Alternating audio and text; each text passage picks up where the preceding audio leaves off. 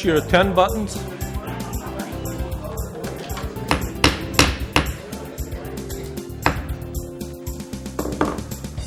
Start with the pledge. Of the United States of America, and to the republic for which it stands, one nation, under God, indivisible, with liberty and justice for all. Supervisor Locke with the invocation. We seek your help with our budget tonight. Bless this meeting with your divine intelligence and help us to make the best use of our own. Amen. Amen.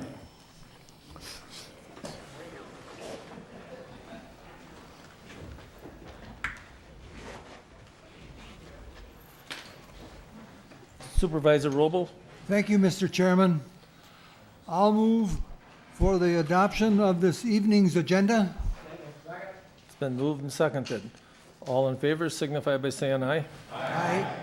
Opposed? Carried. Is there anybody from the public that would like to speak on anything on the agenda this evening? I guess we have no public here, so that portion will be closed. Supervisor Rasmussen. I move to bring the budget to the floor. Okay. Well, I guess I jumped a little too quick. Just hang on 1 second. Tomorrow noon, there will be a luncheon at the Elks Club on Furno Ave. I think it's 6:50. Supervisor Harp had asked to be excused from the proceedings today and tomorrow. And then on your, there's a orange sheet for amendments. So if you see something in the budget book that you don't like, I encourage you to put on there that you would like to delete or add however you want to see it. Now is your chance to do something with that budget. So that sheet of paper is in front of you, and Mr. Ornstein will have one of his people in the back to help fill out the sheets along with himself, and Mr. Bodner probably will help. So if you see something that you would like to change, don't be afraid to change it. Ms. Supervisor Rasmussen, we'll go back to you. I'm sorry. Go ahead. Thank you. I move to bring the budget to the floor. Then moved and seconded. Mr. Harris, do you want to start to present the 2017 budget? Yes, and I'd like to start with, you all got a handout tonight of some changes since the budget book was printed. And the budget actually reduces the equalized tax rate by 3 cents, but the operational part of the budget is pretty close to the maximum allowable amount of operational expenditures. And one of the things that caught us off guard on this budget, we were estimating an 8% increase in our health insurance. But what we've discovered is that the health insurance is like, if we kept our same plan provisions with no changes, that the health insurance would probably increase significantly more than 8%. So because we can't afford a significantly larger increase than that under the amount of room we have under the levy limitation, we're going back to self-insured. And luckily we hung on to a reserve we had from last time we were self-insured when we switched to fully insured. So we're able to start with a significant balance in the self-insured fund. But our projections are that the costs will exceed the premiums, so that fund will get eroded somewhat. So that's going to require us to probably make changes in the insurance over time. And what the employees need to know is that for 2017, we are going to have to move the deductibles from $250 for an individual to $500, and $500 for family to $1,000. That's still very, very attractive compared to many other people's health insurance plans, but it's a necessary change we have to make to live within our allowable levy limitations.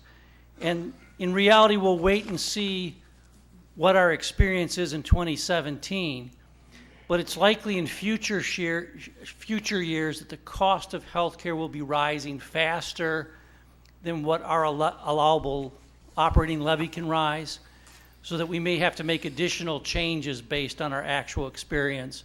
And we'll evaluate that a year from now. So that's the major change. There are a few other things. We had put in the budget sharing a diversity coordinator with the city of Oshkosh. The city of Oshkosh has pulled that out of their budget, so we're pulling that out of our budget. And the clerk of the courts has found sufficient monies in her budget to allow us to go back to 3 full-time court commissioners. We were going to reduce one of the 3 positions to a part-time position, but it's going to now be a full-time position. And all those things are in this insert that Chuck passed out. So that's, this is basically corrections to the budget book. And after that, we start out with the county executive section of the book. It's on page 82. The county's executive office has, Supervisor Finch. Thank you, Mr. Chairman. Maybe I'm getting ahead of myself, but when you made these changes on the insurance for our employees, our insurance pretty much equal to our neighbors? I guess where I'm coming from is I already heard that there's a certain county that pays a lot more than what we pay, yada, yada, yada, yada. But at the same token, if we want to keep good employees, that's right. we have to take care of them also. So if we're going to cut here or there just to make our budget look good, I can't accept that. Sure. Actually, our consultant tells us that we're still a little bit better than the average county. I'm not saying that we're better than all of our neighbors. I quite honestly don't know. But most counties have gone to much higher deductibles than what we're using. But the truth is, we don't have a whole lot of choice. The insurance costs alone are going to grow more than we're allowed to increase our levy. So we have to make some sort of change, and this is probably a reasonable change. And going self-funded gives us additional time to determine how the cash flows are really going to run. Luckily, we held on to that reserve that was used in the past. So we are able to start with, what, 2.5 million, Chuck? Yes. Yeah. So at least we've got a good reserve to start with. But our costs may outrun our premiums by much of that. Supervisor Eisen. Point of order, Mr. Chairman. The agenda calls for reports from committees, commission, and boards, and the county chairman's report. So I think maybe the executive will defer to the order of the agenda.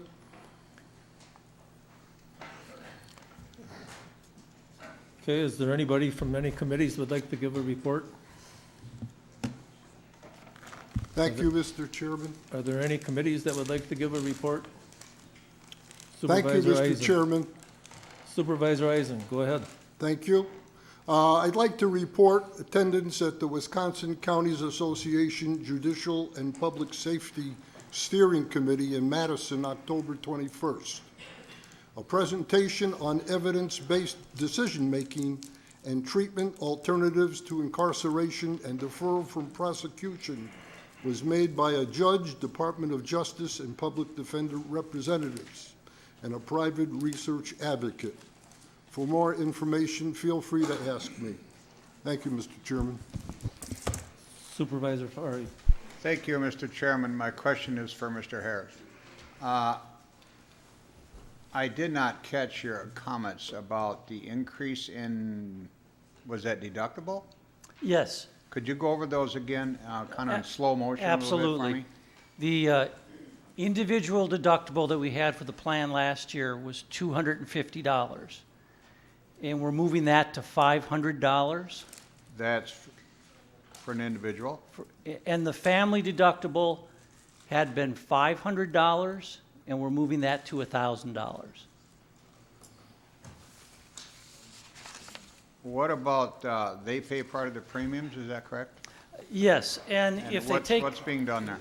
We're not making a change in that, either the amount of the premium or the portion they pay at this time. And most of our employees take the health risk assessment, which allows them to just pay 10% of the premium. They have to pay 15% if they don't do the health risk assessment. And we're not changing that for 2017. But if the premium is going up, they're paying a higher percentage of that premium. The dollar amount would increase Right. because the premium is going up. But I do not believe we're changing the premium at this time. Is that right? Not Mike's the in the back. percentage basis, but the actual cost to the employee will go up. Yeah. Did we change the premium from the 2016 premium? The 2017 premium is still up 8% over the 2016 premium, but we included that 8% in the early drafts of the budget. That's always been included in the draft budget. So no additional increase over that. But So they're paying a higher premium and they're paying a higher deductible. Mm-hmm. Is there any way that this could be softened by using money from reserve, perhaps? I believe we got about 20 million in there. yeah, and in fact, we Has are. that been addressed? By going back to self-insured, we're in effect delaying what would be larger changes. This is only working because we have that 2.5 million to start out the fund. And we can evaluate how fast that fund is being drawn down over the course of the year.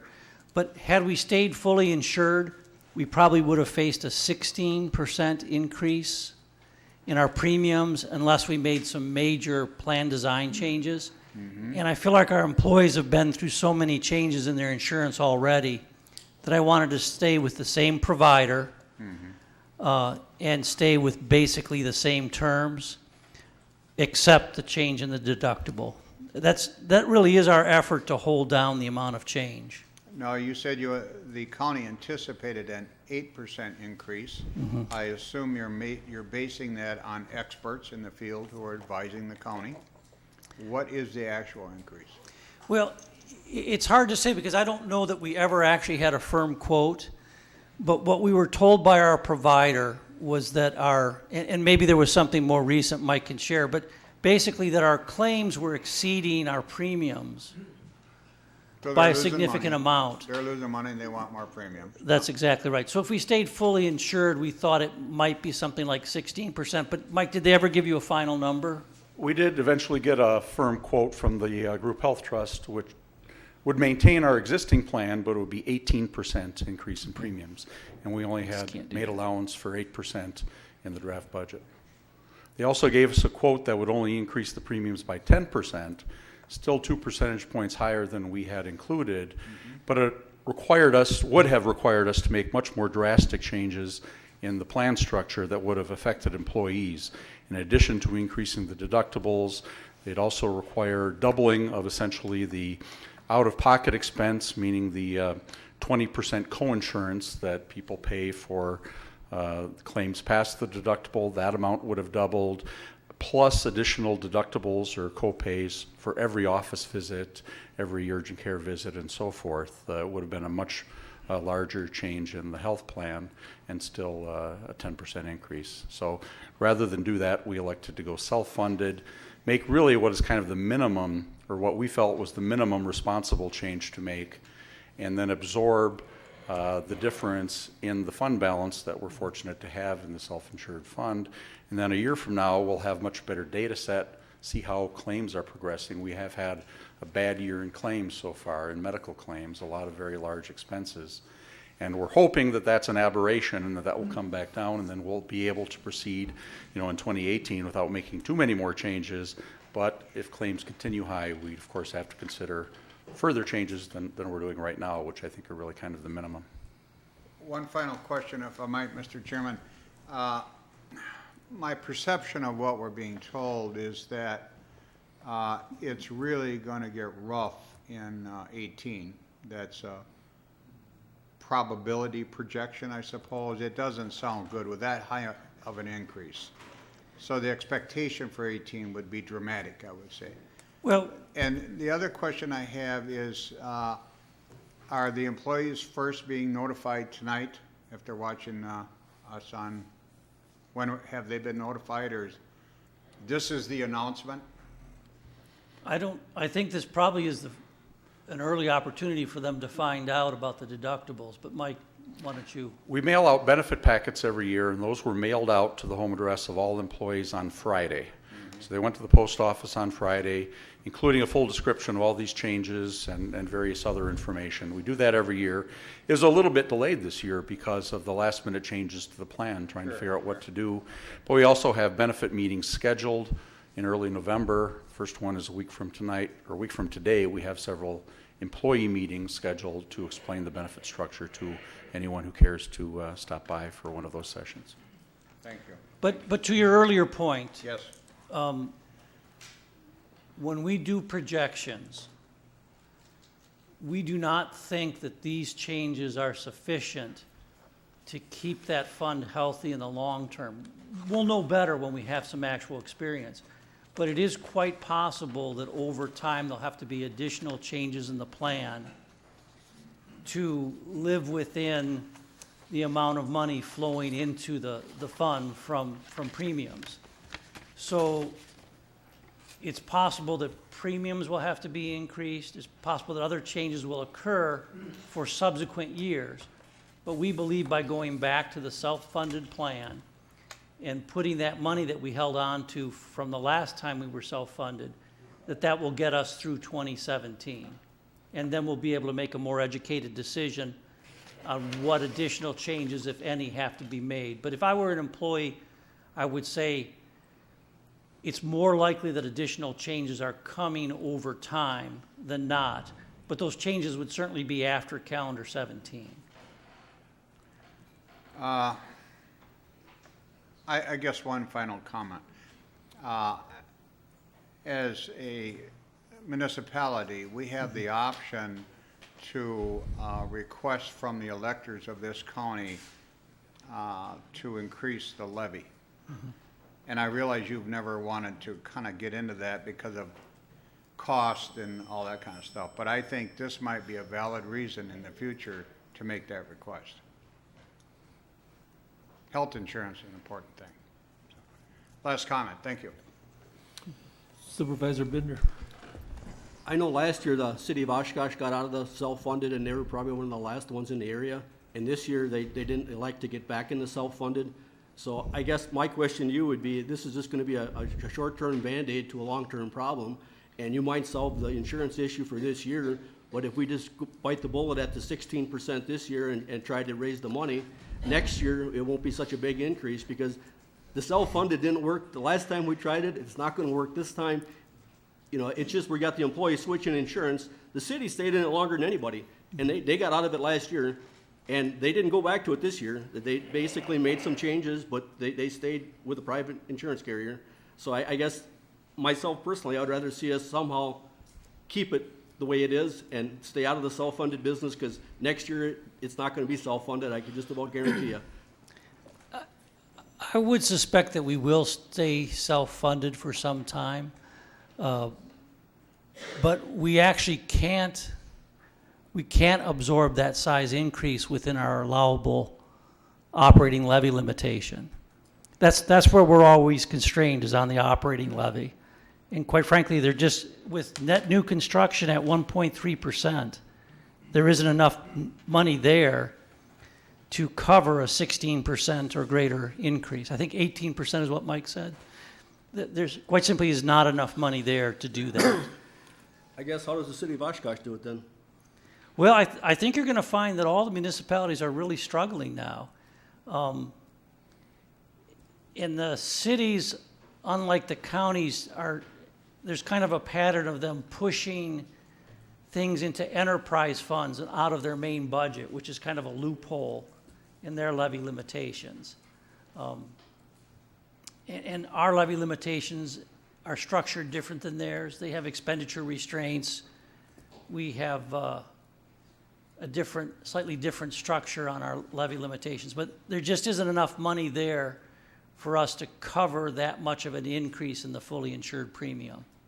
We would have to make pretty dramatic changes to the plan, and that's what I'm trying to avoid here. And the fact that we held on to that large reserve is going to allow us to go a year without large changes to the plans, except for this increase in the deductibles.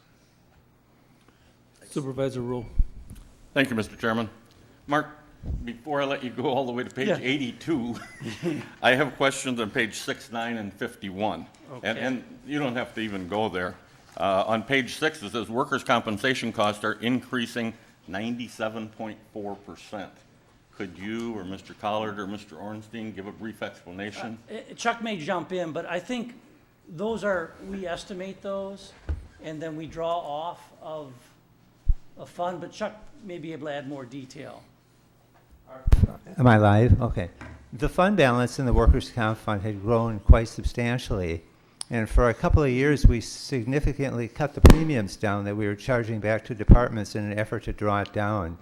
Now that that balance is where it should be, we have to go back to the premiums that are really necessary to cover all of the costs of the plan. So we had a lot of extra fund balance there, and for a couple of years, again, we were significantly decreasing the chargebacks to draw it down. We don't have any extra significant fund balance above our target level, and as a result, we have to increase the costs that we charge to departments in 2017. On page 9, it says, on about the third paragraph, it says airport terminal replacement, $3,616,000. Can we vote on that tonight? Where did that number come from? It's not close to any number I've heard. I'm just curious where the $3,600,000 came from. I'd have to go back and look. I mean, it's not asking for approval there. I believe that was one of the later projections that I had, or it might not be the last projection, but one of the cost estimates for that. As far as I can remember, the last cost estimate, and again, it's not approved or anything at this point, was $2.9 million, and there was $650,000 approved for architectural and design. So that would approximately equal that $3.6 million. On page 51, the fourth item down says airport fund, and the third column over says $104,000 capital. Can you tell me what that is?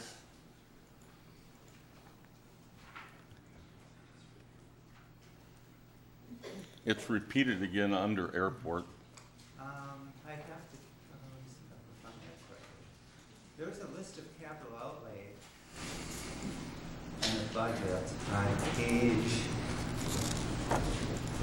it starts on page 76. Okay, airport. On page 77, there are three items that make that up. There's an extended cab, $30,000, friction measuring device, $62,000, and a bristle pack sets for runway broom, $6,000. He did have other capital in his budget, but we had removed some of what the request was. Thank you. This is the part we left in. Supervisor Olson. Thank you. I'd like to revert back to the insurance issue and compare that to what goes on in the private sector. What you're going through right now is not unique. No. Every company, public or private, faces this every year. For example, my plan, I pay $1,000 for deductible per individual, $2,500 for family.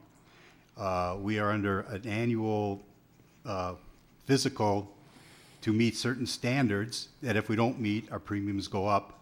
Monthly premium is right now running about $800 a month. So it's a challenge to everybody. And so it doesn't surprise me that you are facing this.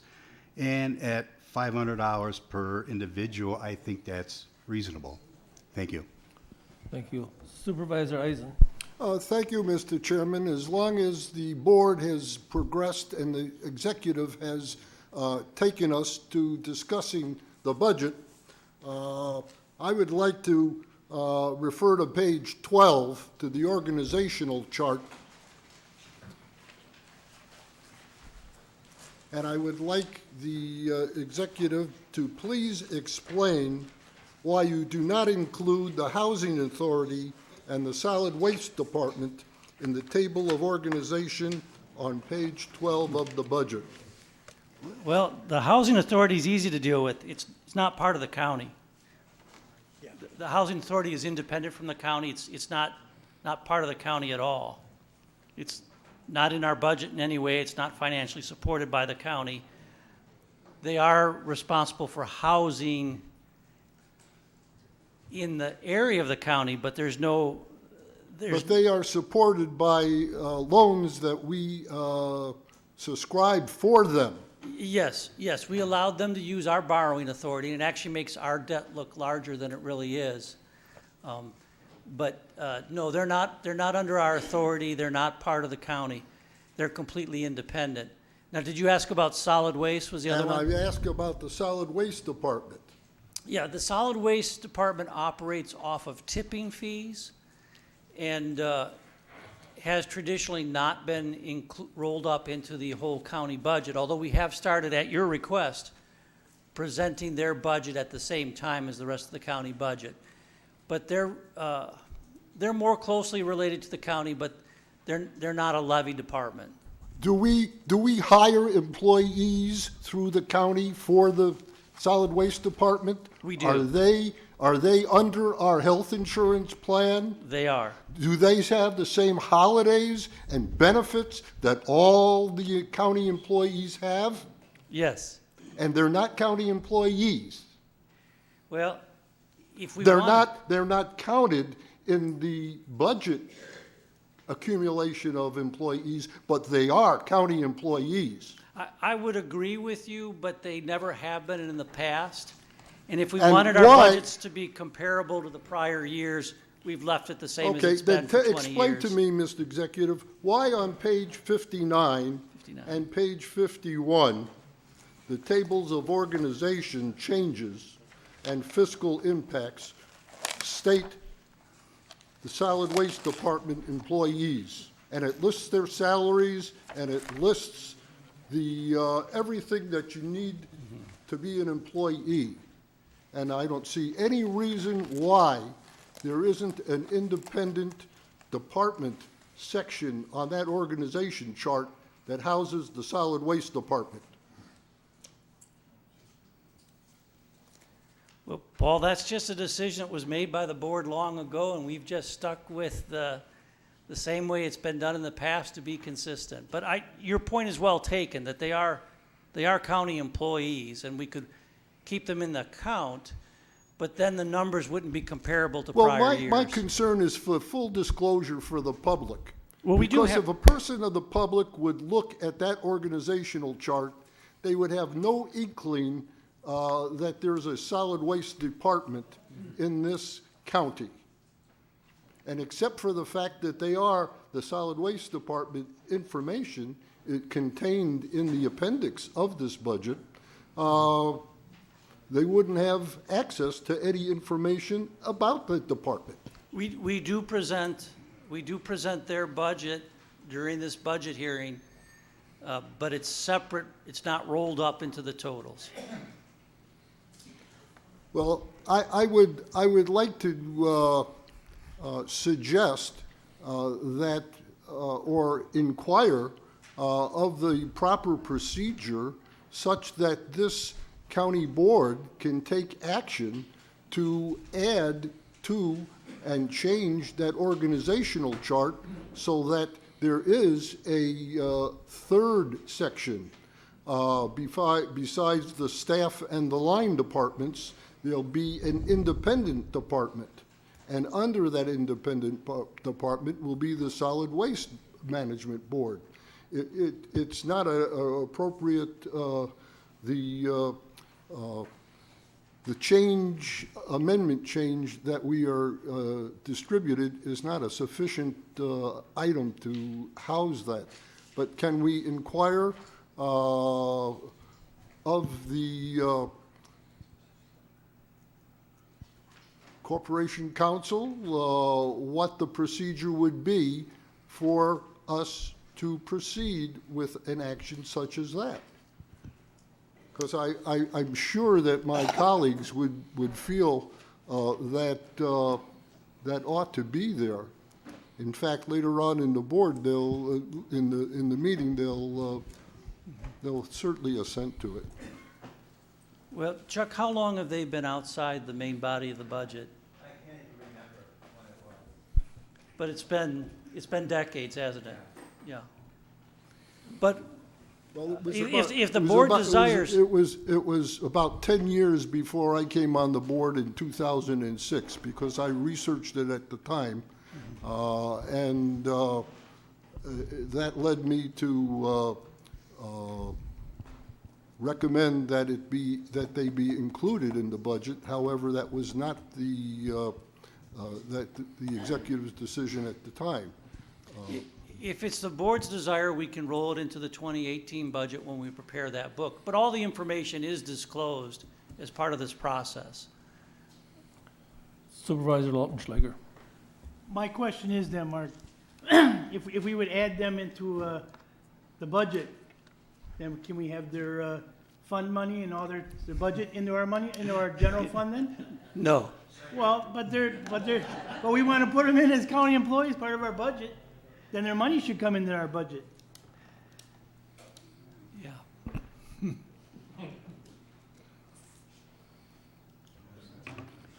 Geez, then you would have about 30 million in reserves.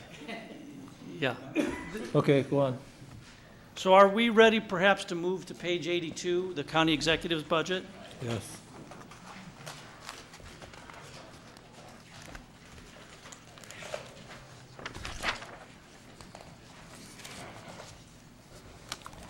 The county executive's department has a staff of 2, the county executive and an administrative assistant. The levy is moving from 227,000 to 232,000. And I can answer any questions. There are no significant changes in truth, but be glad to answer any questions you have.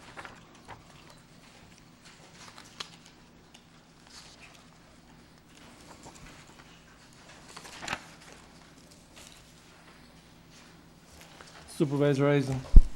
Thank you, Mr. Chairman. I would like to refer back to page 18. It sounds like the executive is trying to get through this evening, but we're going by the numbers. And I'd like to address the issue of fund reserves practices. Page 18, fund reserves practices. There's a practice of a special revenue fund and the general fund. And in describing the general fund, it says, the general fund undesignated fund balance policy sets a goal equal to 1/12 of the total expenditures of the government unit, excluding the solid waste fund, which is a legal separate entity and is self-supporting.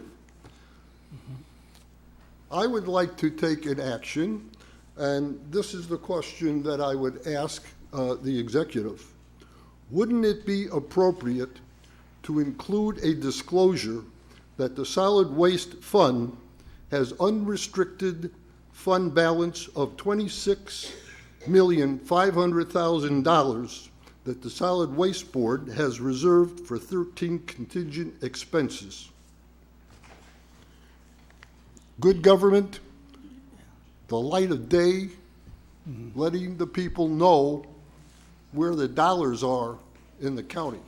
You would need to give an explanation of why those funds have to be there as well. Certainly you know from being on the Solid Waste Board that those monies are required to be held for the reclamation process when the landfills are done, but also to be held in case the liner of the landfill leaks, that you need a very substantial amount of money to deal with the repairs and remediation necessary if the leachate were to seep out of the landfill. And that's why much of that money is there, because you have to maintain that and protect the groundwater in perpetuity.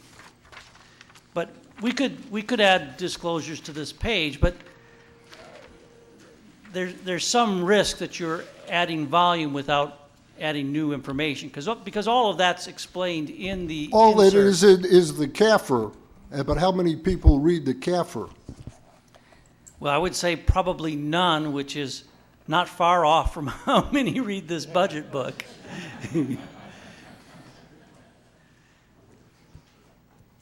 Okay, go on. Okay. The first item we're dealing with tonight is on page 82, the county executive's budget. I've already mentioned that there's 2 employees, the same as prior years. There's a small increase in the levy,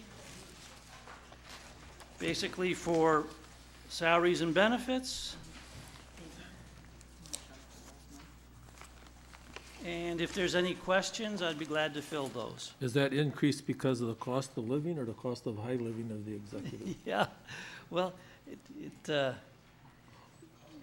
it seems to me that, you know, the board does the raises for the county executive every 4 years, and they're scheduled in advance. And then the administrative assistant's raise is estimated based on our target for the merit pool, which is 2%. Supervisor Eisen? Thank you, Mr. Chairman. I have a question for the executive and perhaps the finance director in respect to fund projections on page 48. My reference is to the property and liability insurance, which is under the proprietary funds unrestricted heading. And my question is this. For December 31st, 2017, the total fund balance is listed as projected to be $1,366,910. However, it says the available resources is $996,317. Can you please explain the difference between that? And I couldn't make heads or tails of it. The reason for that is that there are liabilities, and you have to have funds available to cover your liabilities. That's what the difference is. If you look at the balance sheet, you've got assets, liabilities, equal equity. Well, there have to be sufficient reserves to cover your liabilities.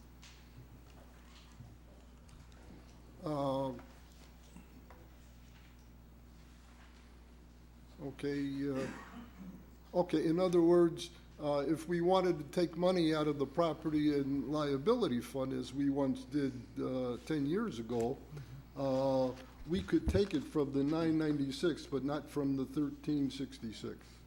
That's correct. Thank you.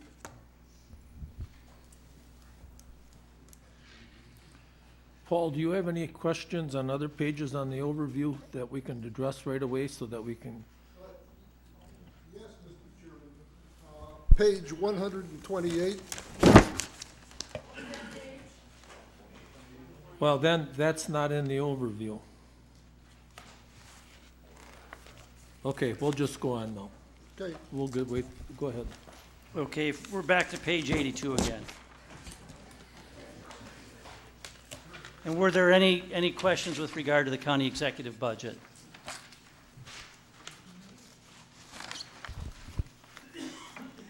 If not, we'll move on to page 91 in the corporate council budget.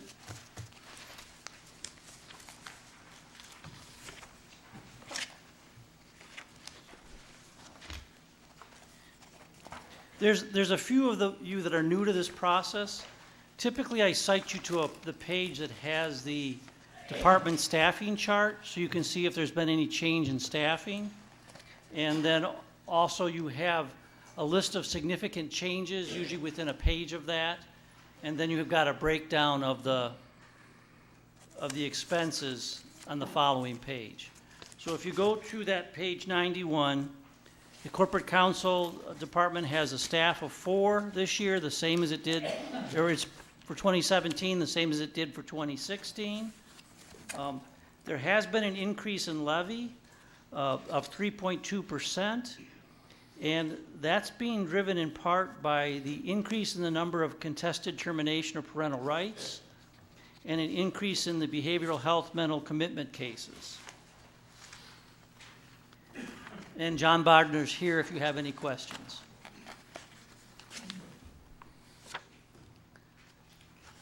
County clerk. The county clerk budget starts on page 100.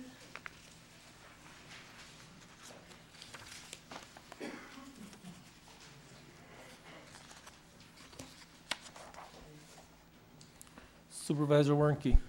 You know, I'm having a hard time finding out what the total budget is. I can't find it in here. What's the total amount of budget? For this department or for the For the county. entire county? I think the total levy is in one of the early summary pages.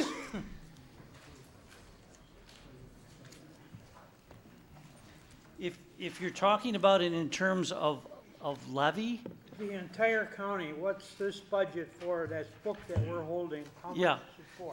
the total levy is 65,907,000.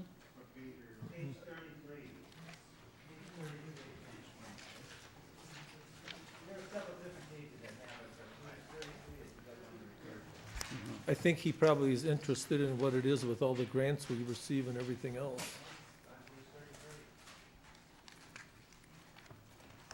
And can you tell him the That's total? all I wanted to know. The total expenditures is $150,800,000 roughly, and the total levy is $65,900,000, $5.59 tax rate. On page 33.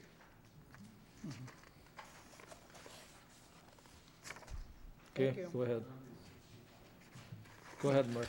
Okay, I think we're back to the county clerk on page 100.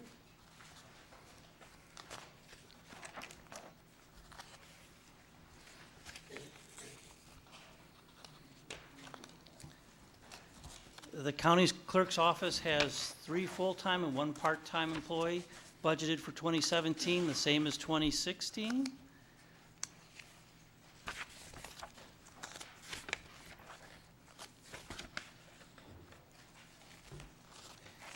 There's also an elections budget, but there's a list of the significant changes on page 102.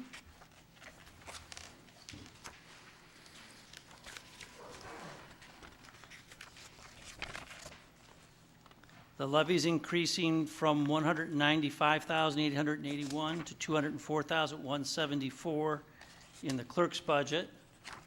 And almost all these budgets are driven by changes in wages and fringe benefits. There's also an elections budget that's separate from, but we cover it with the clerk's office. And that budget starts on page 108. And that budget is more volatile than the clerk's budget. The elections budget changes with the number of elections in any given year.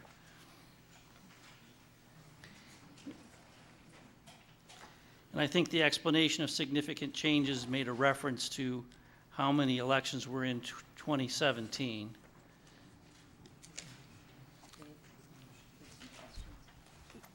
Supervisor Eisen. Oh, thank you again, Mr. Chairman. I never cease to be amazed when we come to the county clerk's budget and county clerk's staffing to understand the volume and the complexity of the work that is done through that office, how it makes the job of the supervisors so much easier than it could be if we didn't have that great of support.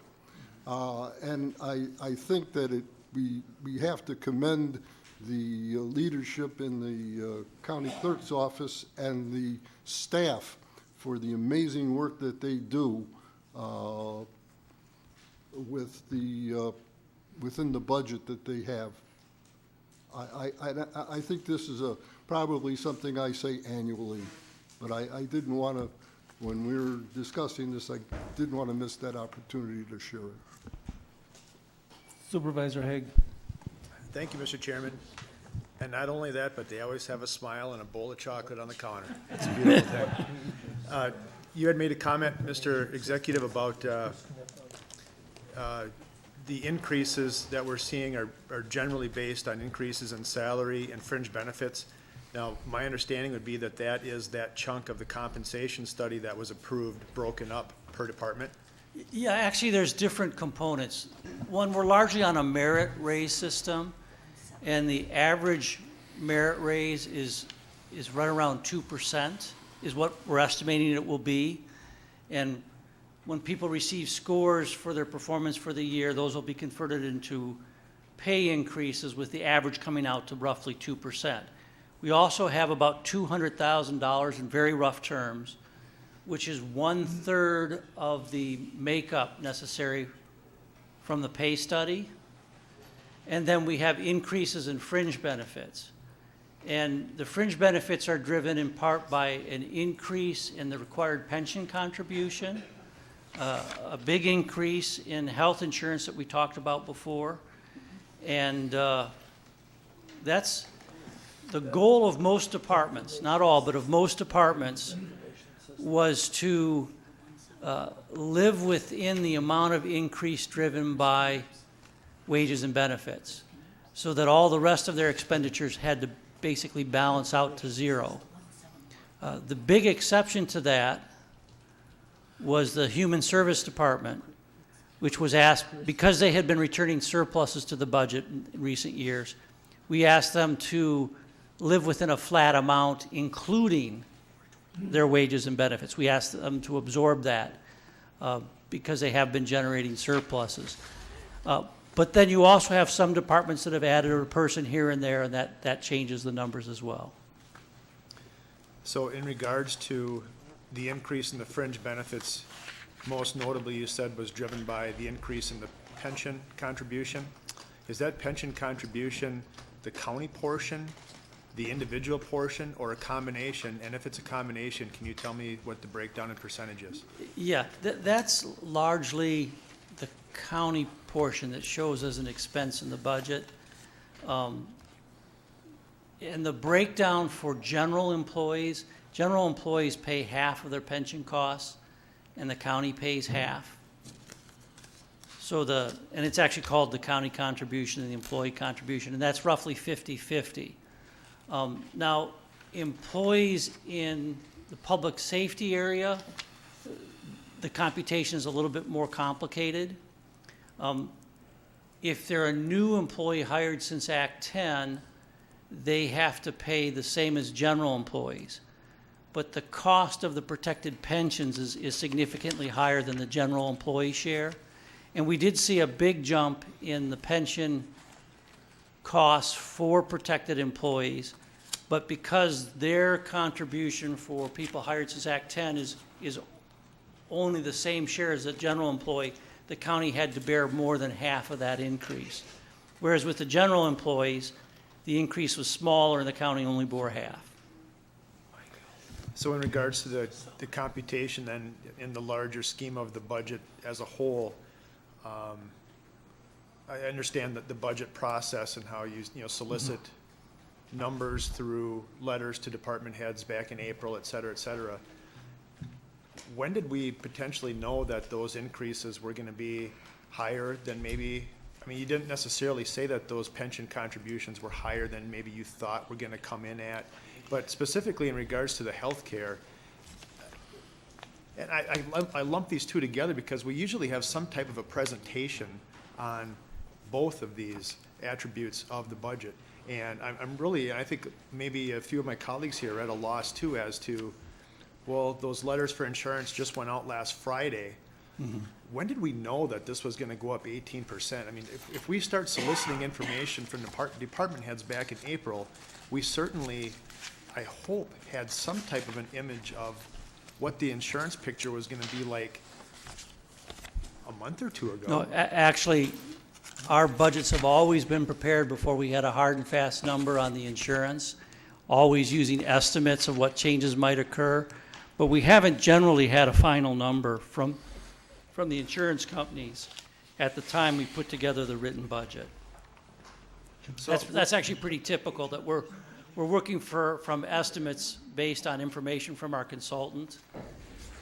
Now,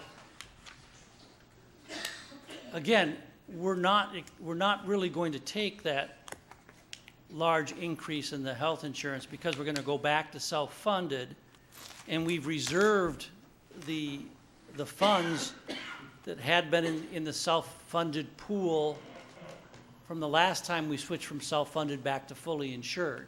So luckily, we had that 2.5 million to kind of buffer this change. But Mike, how long ago would you say they told you what the size of the increase would be if we kept our current plan? And that's probably within the last few weeks. It was between 2 and 3 weeks ago that we first had a firm quote from the insurance company. Well, I understand that, but there's certainly a difference between a firm quote from an insurance company and the idea that instead of something going up 8%, we might think it might be double at 16% before we know 2 to 3 weeks ago that it's 18%. It just seems to me that since I've been on this board, we've had some type of a presentation in regards to healthcare. And a lot of times, those presentations have been far in advance of the budget meeting. This just seems to be, I don't know, it's kind of a shock to the system here, and I think a lot of my colleagues have found that tonight. One of the things that I noted in the review of the budget for this evening was that you budgeted a deficit for healthcare. And I forget how it was worded. Yeah, and what they're talking about is we are budgeting a deficit for 2017 because we don't have access to enough claims history. I mean, is that necessarily, and I don't know, I don't want to call you unwise, certainly not, but is that wise to budget a deficit? I mean, if it were Governor Walker budgeting a deficit for something, wouldn't we certainly jump all over that? Yeah, Can you bring your mic up to the other? and what we're Sorry. saying there is that if the healthcare costs continue at the rate they were last year, which might be an aberration, they can jump around quite a bit, but that it would reduce the balance in that fund. We're not saying that we would go negative on the fund, just that the fund would be drawn down, and that's what Chuck's trying to say in that write-up. And that's why I'm telling the employees that realistically, that over time there'll probably be additional changes in the health insurance because the county quite simply can't afford to absorb those costs. And I did notate that as well. You said over time, the additional changes over time equate to after 2017. That's correct. Okay. That I don't know, that seems a little odd to me as well, that this might be really a one-year fix. And I don't want to say fix in a negative terminology, but I don't know that it's positive. I don't know that, setting up the horizon to be additional changes after 2017, that we're budgeting for a deficit in 2017, that we're fortunate that we had this, fund balance of roughly 2.5 million. I don't know. Maybe shouldn't we have somebody come and do some type of a presentation and tell us what's going on before we approve that in this budget? We have met with the consultants, and there's always unknowns because you can have one or two individuals with a major expense that goes up to the limits before the catastrophic kicks in. So we always have insurance to cover the really large items, so that if someone needs an organ transplant, that there's a limit on how much it would cost us. We've always got that type of insurance. But it only takes a few claims that take you up to that maximum. And I'm trying to remember, Mike, was that 250,000 is our liability, or did we go to 5? Well, 250,000 is what we plan to do for 2017, but for 2016, looking at the current fully insured plan, absolutely, we're looking at the total amount of all the claims. Yeah. So I think actually what we're doing makes sense if we want to be cautious in our approach. We want to make a reasonable transition for the benefit of our employees. And we'll know by this time next year whether we're burning through that reserve or whether it's relatively stable or possibly even building up. But it's largely dependent on future events, and just a few large cases can change those numbers. Certainly. And just maybe one other question in regards to the awareness factor of the board. Has any of this information ever been presented at a Personnel and Finance Committee meeting? I mean, are members of the Personnel and Finance Committee aware that this was on the immediate horizon? Actually, that information doesn't usually come to the board unless we're doing a multi-year contract. And I think the times that this, and you were here some of the early times when there was big presentations, it had to do with us changing our plan year so it lasted more than 12 months. And that then was outside the authority of the county executive and required separate board approval. That's why it was presented at that time. But usually it's built into the preparation of the budget book, and it's part of the budget that you go over what we're doing with the health insurance. But, you know, clearly I'm already hearing different views from the board. You know, I've heard some individuals expressing concern that perhaps this is too large or too quick of a change for the employees.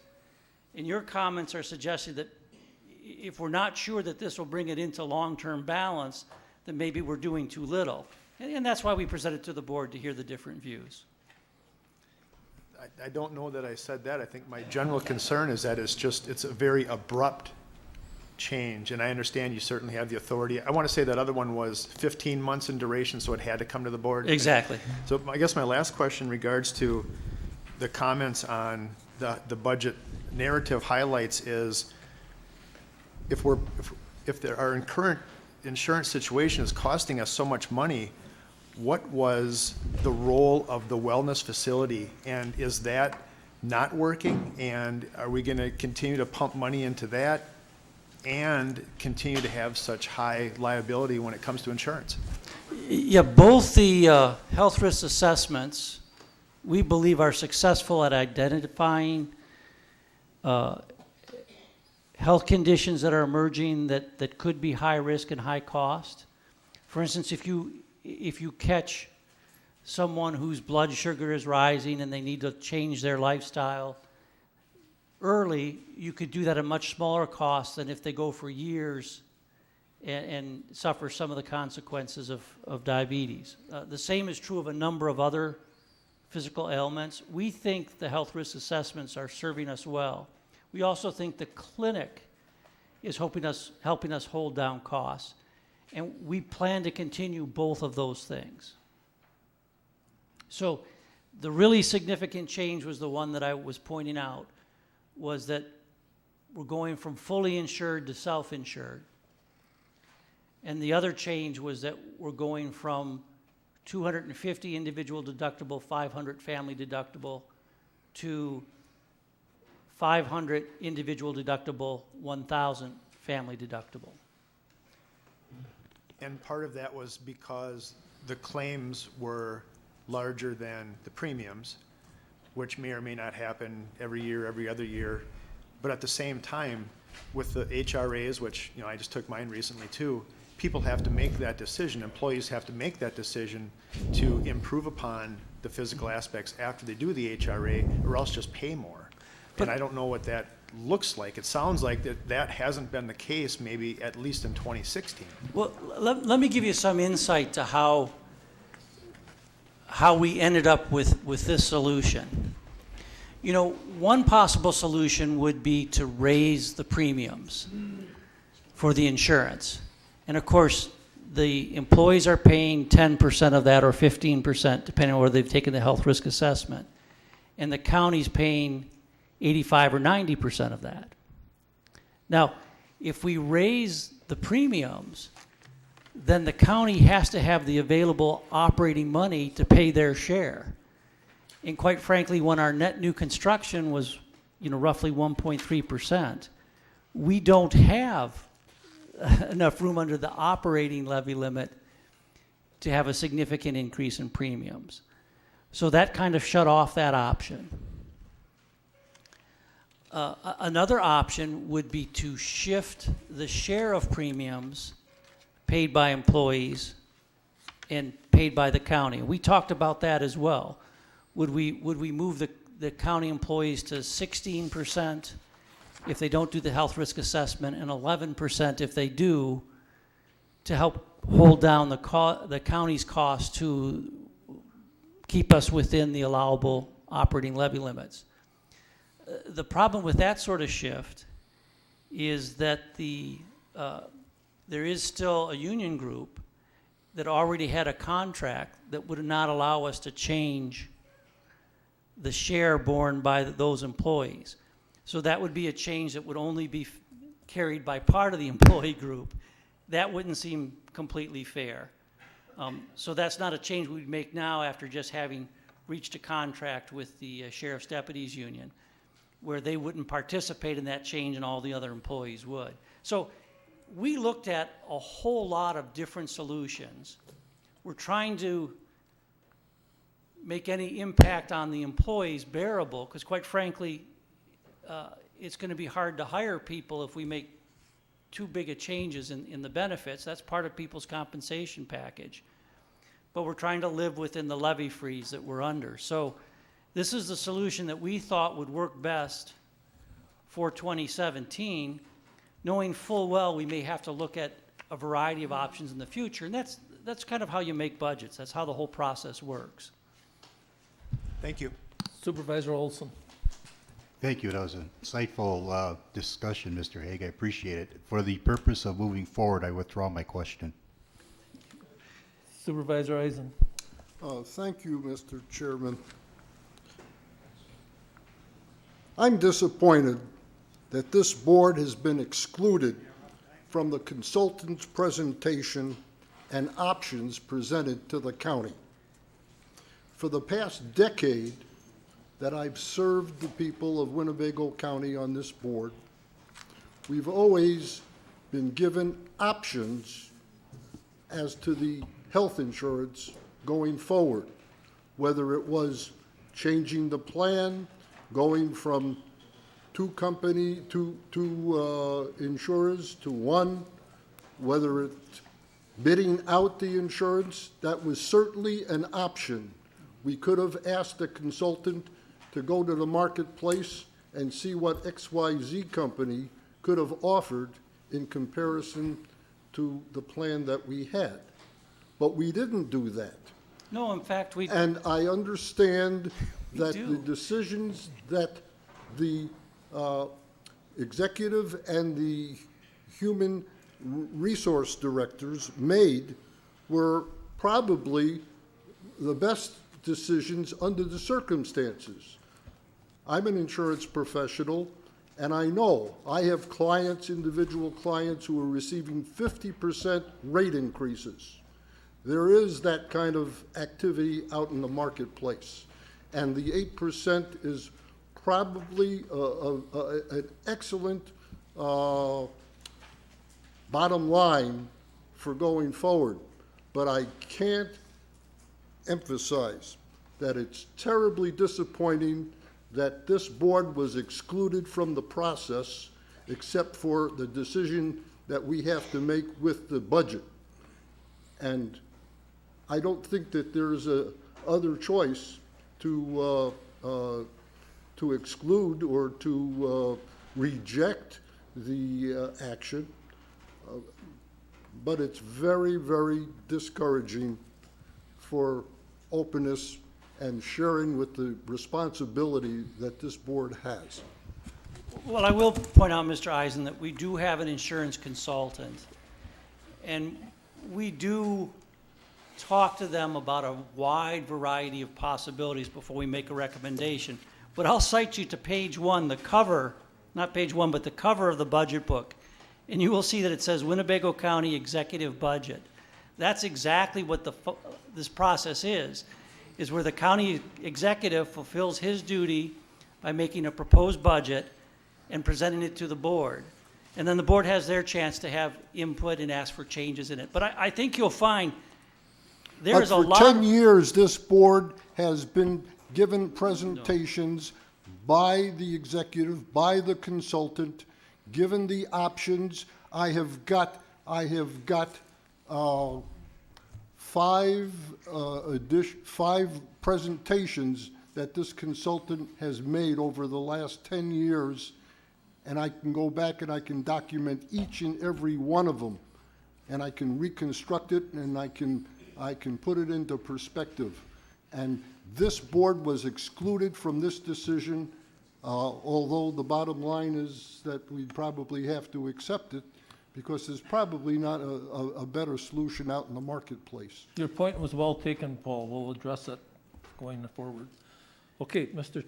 Executive, I would like to go forward and like to go to page 424. You have some department heads here that can't be here for the rest of the budget process, but are here right now. So UW Extension on page 424, I'd like you to go to that page.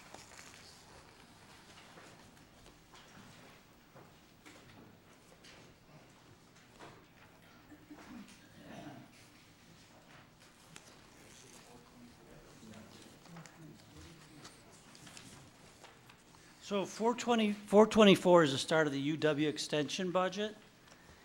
And you recall something unique about UW Extension is that there are purely county employees as well as employees that are shared with the state in Extension. And the 2017 budget is showing 6 full-time employees, the same as 2016. And the significant changes are on page 430.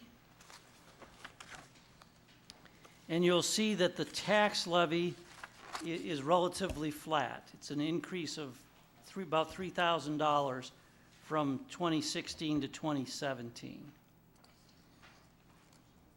You'll also recall that the Extension Department is part of the university system budget, and that they had some very specific cuts that they had to absorb as part of that process.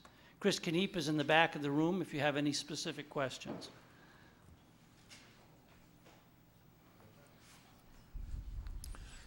Supervisor Eisen. Thank you, Mr. Chairman. Chris, thank you for presenting here to the board. Could you explain the future of the extension with the next generation extension? Because the lineup of employees is going to be a lot different than what it is today. Is there a timeline on which we could see the consolidation of these extension departments, and what will be the impact upon the budget for this? Thank you. Thank you, and thank you for letting me come tonight, because tomorrow I'm actually going to Madison, and we'll be visiting with our chancellor as well as a few other individuals about next generation. The short answer to your question, Supervisor Eisen, is no, I don't know what the plan really will end up being. At this point, there is an inventory being done across the state of all colleagues and the programming and the work that we're doing. That information will be turned over to a group November 1st who will be working with the information, and I believe the timeline is that they will have some recommendations in February. Those recommendations will come back to the counties, because one of the things that has happened so far in this lengthy process is that counties have said we haven't had enough input into the process. We want to be able to say this is the group of educators that we would like to have, the focus we would like to have, and so I believe it's March and April that will be designated as time for input from each of the counties in Wisconsin. And the plan is to have it completely done June 1st for implementation in 2018. So in terms of the 2017 budget, which you see here, it reflects the same staffing, the same kind of programming that we've been doing out of our office for a number of years. No salary increases for our extension educators again, unfortunately. And not any staffing changes directly to Winnebago County, but as you know, we're looking at combining counties with educators serving more than one county, or a combination of responsibilities that's different than now. And that is as vague as I can ever talk, right? But the bottom line is we are really, in Wisconsin, trying to do a thoughtful job of determining what staffing should look like for extension and not have it be quite as dramatic as a process that was used with the UW colleges a couple of years ago when the deans went from 13, I believe it was, one at each campus, to 4. That was a pretty quick change, and we're saying we're not going that fast. So I would look for the beginning of February for a draft plan and time for you to provide input into that and a final proposal in end of June. Okay. And to get our hands around something that is local, I have the privilege of serving on the Extension Committee some years ago, and I remember that when I came to the committee, we had a highly educated horticulturalist who served as the ag agent.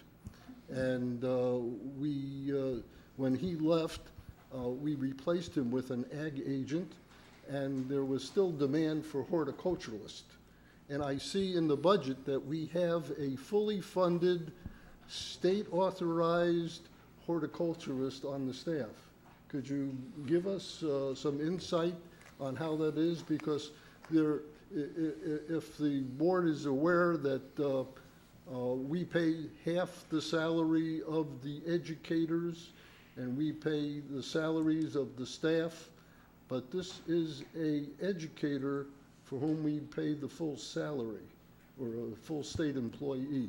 Could you tell us how that works? Sure. I know our staffing and budget is a little bit unusual. And the person that you're talking about, Kimberly Miller, who is our horticulturalist, started as a half-time state employee when our agriculture agent had a special assignment.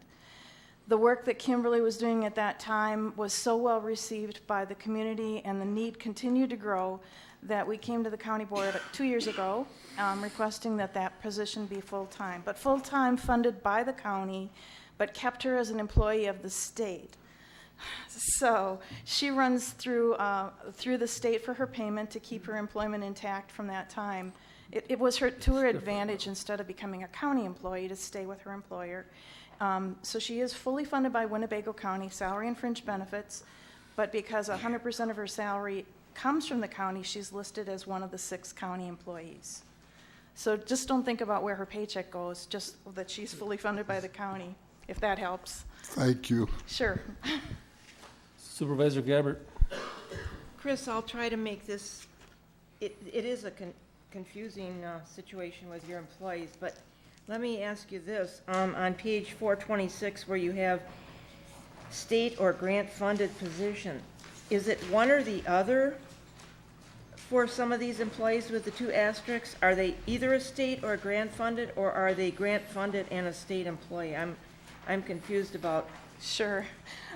So if you can look at page 426 and all of the positions there, you'll see administrative associate, 2 administrative associate 3s, our educator that's a 4-H youth and science educator, family living educator, and horticulture agent. So those are the 6 fully funded by Winnebago County. Again, even though the horticulture educator's paycheck goes through the state, it's fully funded by Winnebago County. If you look above those boxes, our community resource development educator, agriculture, 4-H, and me, that have the single asterisk, 40% of our salary and fringe benefits are paid by Winnebago County and 60% by the state. But all of our payments, our salary and fringe benefits, are run through the state. Then as you go over to the right side of that chart, our basin educator is fully funded by the state. They used to be called, the basin educator actually is the title that most of you know by, with funds from DNR and a variety of sources, but 100% of their funding coming from the state. And then the family nutrition program is a federal grant that is a Winnebago Calumet Outagamie County project So their funds actually come out of the food shares, the food stamp program. And again, they are employed by the state, so their paycheck comes from there. But they're the grant people. The basin educator is the 100% state employee. The 4 educators on the top line are the 40-60 split, and those below that top line are 100% paid by Winnebago County. Is this how the UW extension is set up by? This is how you'll find it in every county, Okay. yes. Well, I'm sorry, almost every county. There are some, when I first started in extension, I would get 2 paychecks, my 40% paycheck from Winnebago County and my 60% from the state.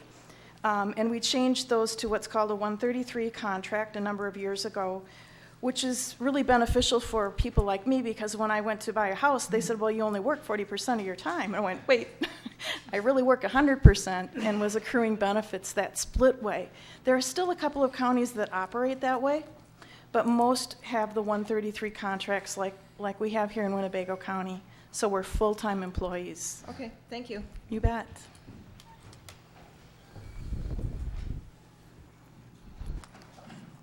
Okay, that's it. No more questions for you. Thank you. And again, thank you for letting me go early today. Appreciate that. Now I'd like us to go to page 170 and we'll hit the information systems. She is here and can't be here tomorrow.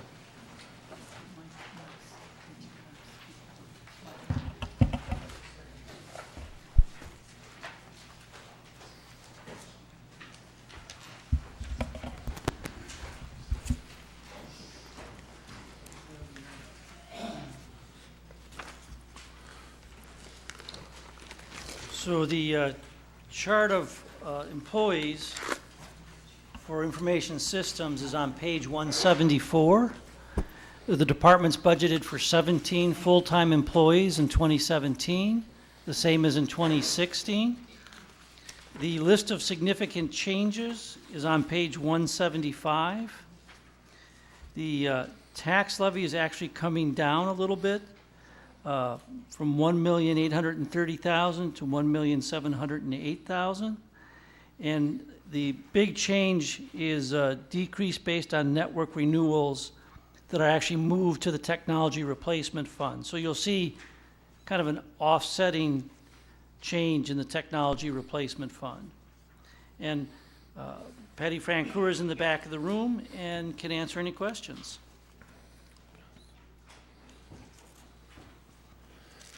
Supervisor Olson. Thank you. At our last IT meeting, Patty, you might remember we were talking about the potential storage requirements when we purchased the security cameras. Is that anywhere indicated in this budget? Most of the storage requirements that will go with those new items we talked about will be in that project. So in here we do have some storage itemized, but it's general files across for all the county users. Specific to, say, the body cameras for the sheriff's department, that storage will be part of their project. Where's that indicated? That will probably be in the sheriff's budget. Okay. All right. Thank you. Supervisor Haig. Thank you, Mr. Chairman. And I'm sorry, Patty, that we kind of didn't connect over the course of the last month and a half or so, but in regards to digitizing records, is there the potential that we could or should add money to any department budget or your budget to see that certain records are stored the way we can store records in the 21st century? That's a big question, and I think it would be a big project. Would require a lot of planning to figure out all the departments to digitize their paper records, and it would be a big expense for the storage. But when you take paper documents and put them to digital records, you need a plan for how to index them to be able to retrieve them. You can't just scan everything in and be able to search it to find, you know, what you're looking for. We've done several departments. Child support is an example. They took tons of file cabinets with physical paper storage and digitized it. It took a while to get a scheme together. You can be scanning and think you have everything set for a systematic, you know, input into the system, and then you come across a new kind of document, and it just throws off the scheme. So it's possible, obviously, with money and time, but it would be something huge to plan out for all the departments. Just ask the question based on, obviously, it's costing us something today to be storing files in the various storage facilities on county property. And also, there certainly is the risk of a natural disaster or fire or something wrecking those records currently. And I've seen some of those storage areas, and there is no plan as to how one might be able to retrieve any of those records currently. So I think it would be necessary in the not too distant future that we really devise a plan so that maybe facilities isn't having to store those paper documents, that we can get that system cleaned up and advanced to the point where that might be something we can do sooner than later. Thank you. Supervisor Eisen. Thank you, Mr. Chairman. Patty, could you share with us the progress on the transition to the iPads? I know I have an iPad, and I've used the help desk many times, but I also have a paper copy of the budget that's easier for me to get to page XYZ. Could you give us an overview on where we are? We've got 36 supervisors. Does everybody have an iPad? Everybody has one. There were a couple that chose not to take it, but everybody that wants one has one. As far as the savings or the usage, that's a tough one to say. We're definitely getting lots of you coming in for help, which is what we want, using the help desk or calling in, so that is good. But as far as savings, maybe that's, you know, more of Sue's budget. If there's still a lot of paper going out, that might not be, you know, exactly what we projected, but we don't have any specific reports on the usage. It'll be all smooth when all the board are millennials. Supervisor Wingren. Thank you, Mr. Chairman. Patty, can you tell me, under your 2016 accomplishments, it says assisted and set up for events like Country USA, Rock USA, EAA, Life Fest. Do we get reimbursed for that, and why are we doing that? That is something to assist with the sheriff's department, because that's Okay. what we're setting up for.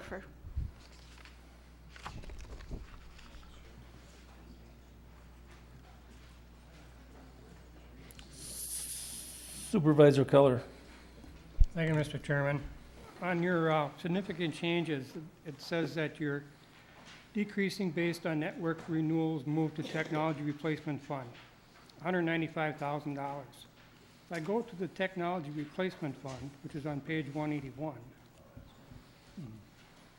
significant changes, I can't come up with $195 anywhere. The total we transferred is $154,000. The difference was just a reduction in that account, the difference between 195 and 154. But the actual transfer is 154. Okay, thank you.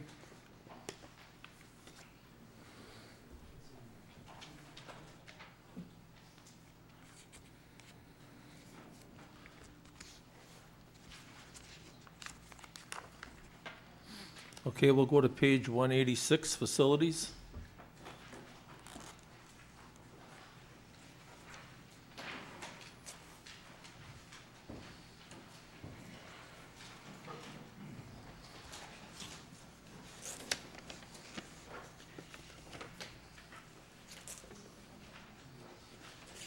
The chart of employees for facilities management is on page 190. And This year, it will have 39 full-time employees. Last year, it had 38 full-time and 1 part-time. So there's an increase of a part-time position to a full-time position. The summary of significant changes is on page 191. And the levy is moving up slightly from $5,258,000 to $5,291,000. And Mike Elder's in the back of the room and can answer any questions you have. Supervisor Eisen. Thank you, Mr. Chairman.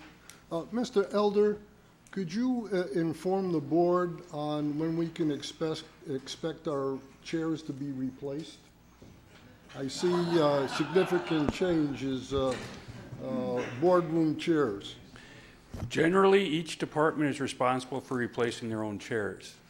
So it's usually been funded from the county board budget for the chairs. So I have nothing in my budget to replace furniture for anybody else. But it says here, small equipment increased due to boardroom chair replacement. Well, those I put in, if you pass the budget, we'll start buying them January 2nd. Okay.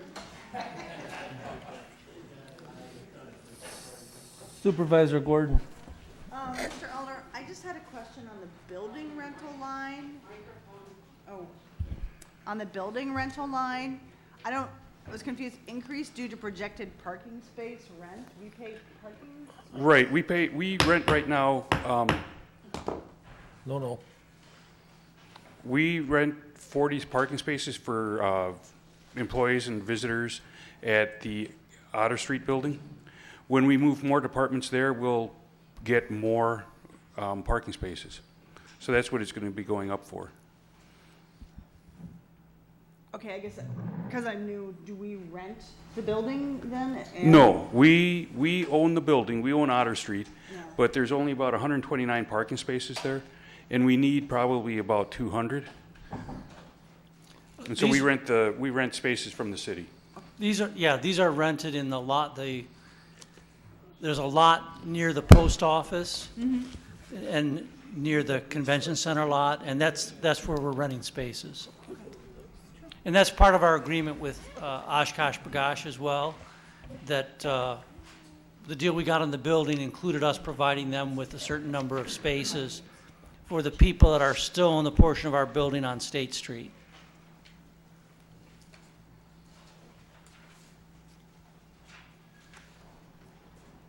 Okay. Supervisor Haig. Thank you, Mr. Chairman. Mike, in regards to significant changes on page 191, there's a word used several times, over budgeted.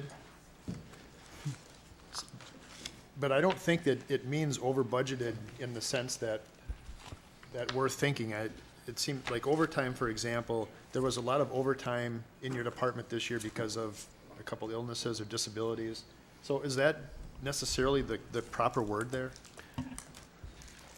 Well, we estimated what we thought would be expended, and then circumstances were such that we didn't need to spend the money. So I don't know what other word I'd want to use. It's just I had more money in the budget than I actually needed to spend. Okay, so that is accurate then. My thought process was maybe it was a previous year then where there was a lot of overtime spent for those people who were working because there were a couple employees who were not working. We've got that too, but what we look at is we try to estimate how much snow removal we're going to have to do on overtime, how many after-hour trouble calls we have, and we try to average that out over the number of years, and it's really kind of an art rather than a science. So we do have sufficient funds for overtime, and we really try not to use overtime if we don't have to. And one other line I'd like to point out is about 2/3 of the way down that list where it says heat. Almost $150,000 of savings, and it's a decrease based on lower projected costs due to energy improvements. Now, we've talked about this in committee meetings that we're finally starting to see some savings, return on investment, if you will, of some of those changes you've implemented. Yes, right. And we also have some good luck in that the rates for gas is much lower right now than they have been. So a combination. Good, thank you. Supervisor Norton. Thank you, Mr. Chairman. If this current drinking fountain situation persists, what are the chances that we'll have to replace those drinking fountains? And if a department wanted to replace the drinking fountain that's in their department, who would pay for it, you or that department? We end up, I've been paying for them out of my department. So we are looking at replacing them now that we have to. They run about $1,000 a piece. So those come out of the funds that you've approved for me for 2016.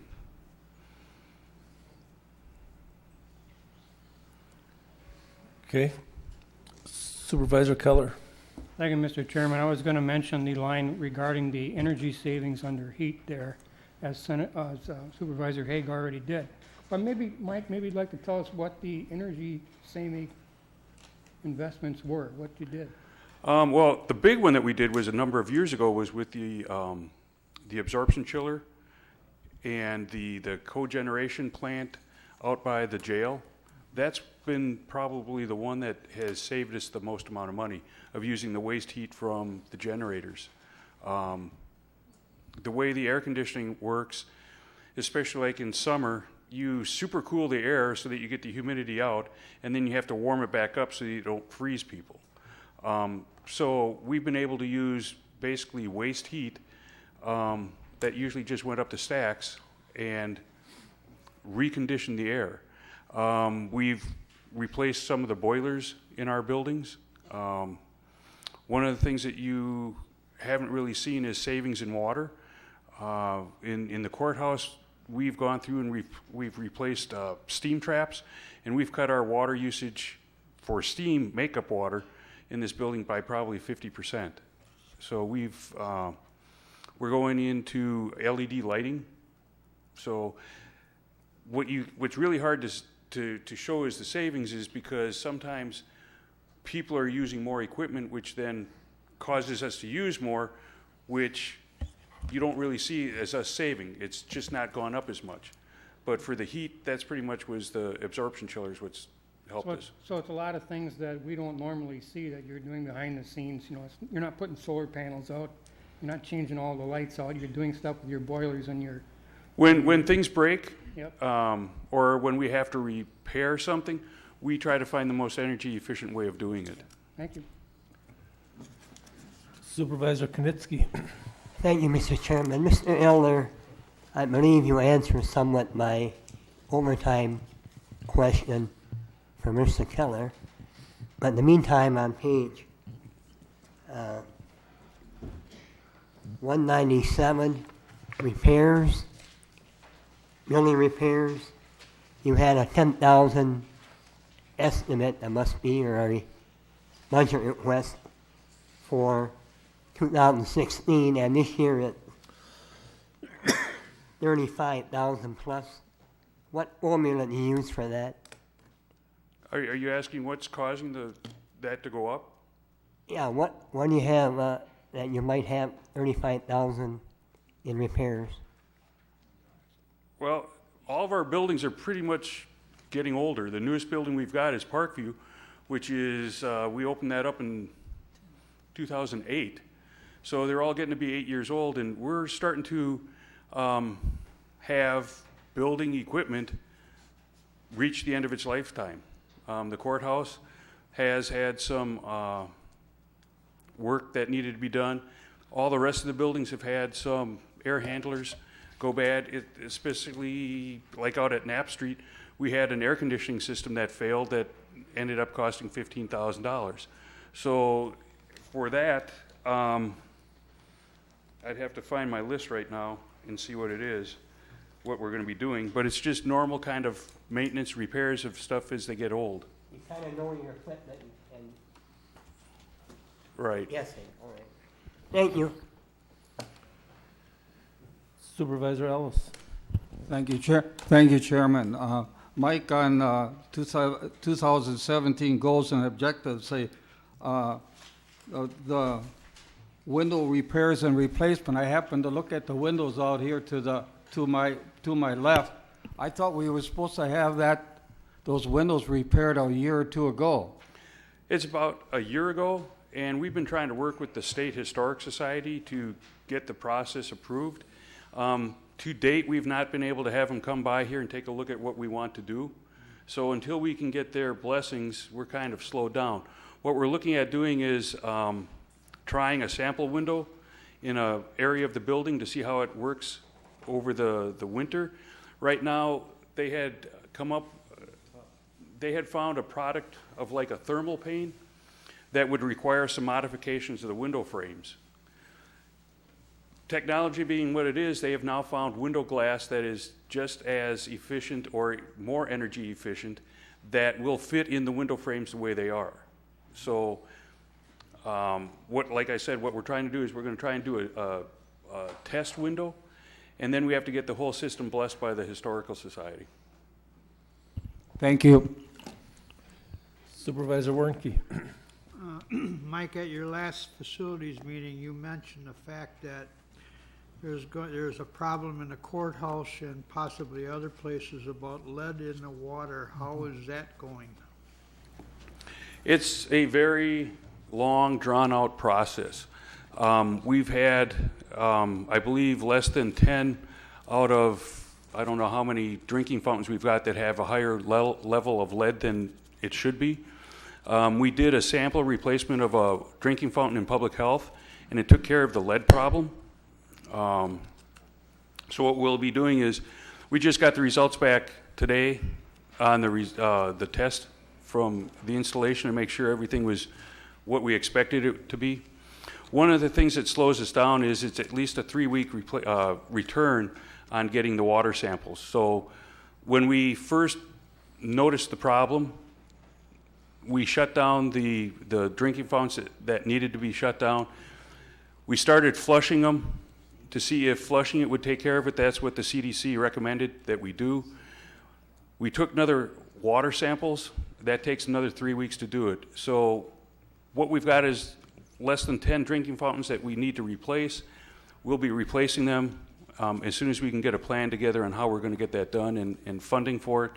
And then we'll be releasing them for use by the public. Is there a lead filter that can be put on these, or is there some pipes that have to be replaced? That's what we've been trying to find out. Right now, the replacement drinking fountains have lead filters put into them. We can't retrofit the drinking fountains that we've got. They don't make a lead filter for that. So we did the sample drinking fountain to see if it fixed the problem. It appears to have fixed the problem, and we'll be using those in the rest of the locations. Okay. Thanks, Mike. Supervisor Norton. Thank you, Mr. Chairman. The Williams Building, which when I was on the Property Facilities Committee 10 years ago, there was thought about getting rid of it. If the major occupant of that building, the Veteran Services, moves out in 2017, what are the plans for that building and about maybe getting rid of that building? The plans would be to take it down. Supervisor Olson. Thank you. I always look at the capital outlays, and I wish sometimes they're a little more specific, but you have a number of things here: 2 service body trucks, Shopmaster metalworking machine, and sheet metal brake. Are these new, or are they upgrades, or are they replacements, or what are they? The 2 metalworking pieces of equipment are to allow us to do the work in-house. We've had a number of, well, with the buildings being as old as they are, we've had to rework or modify ductwork, and we figure we'll be able to recover the cost of us doing it in-house over contracting it out within the first year. The 2 service body trucks are to replace 2 trucks that we've got. Okay, that's great. That's what I'd like to know. Thank you.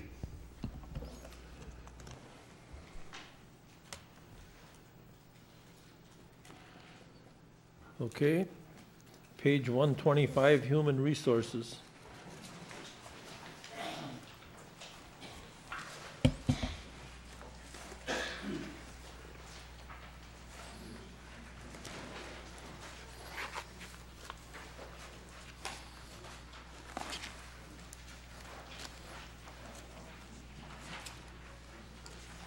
human resource budget starts on page 125, and the chart of personnel is on page 130. They're going from 7 full-time and 2 part-time employees in 2016 to 8 full-time employees and 2 part-time employees, an increase of 1 full-time employee. The summary of significant changes is on page 131. And the change in their levy is largely driven by wages and benefits like other departments, but also from the addition of 1 employee. And Mike Collard's in the back and can take any questions you have. Supervisor Eisen. Thank you, Mr. Chairman. Mike, on page 125, you list accomplishments. Well, no, on page 125 and page 128, there's no mention about the health clinic or status from accomplishments for 2016. And I wonder whether that was purposely omitted or just an oversight. Well, I just can't list all the accomplishments, so we don't have enough room in the budget book. No, kidding aside, the starting of the clinic was accomplished the previous year in 2015. I see. All right, so it's an ongoing matter now, and certainly something that takes a significant amount of attention. We did present, and I don't remember when, to the Personnel and Finance Committee, a report on the first year operation of the clinic. And we did have a return on investment report, which showed that, and I don't recall the numbers precisely, but I think it was something like we could demonstrate savings of at least a couple of $100,000 through operation of the clinic for its first year, in addition to which there's going to be soft savings through referrals patterns and so forth that we can't necessarily identify, but I'm sure are saving us more money. So I'm very happy with that. And it's definitely a continuing project. We've solidified the staffing at the clinic a little bit. We've had some problems with staffing turnover there. And another accomplishment that happened too late to put in here is we have just announced to employees participating in a clinic in Menasha. So we'll have a facility operated by the same vendor available for employees Well, at the north end of the it's not too late because this gets into the adopted budget, so there's a change before it's republished. The other question I have is that on page 128, you mention under item number 9 that during the first 5 months of 2016 alone, you recruited and brought on board 99 new employees in all categories. Yes.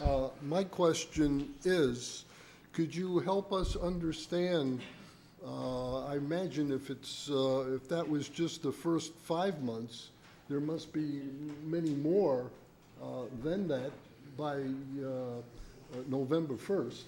I don't have the exact Could you tell us what's going on? I know we give kudos to many people that are retiring, every board meeting.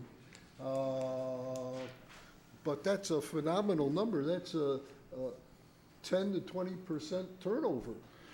Well, a significant number of those employees are seasonal, for instance, who turn over every year.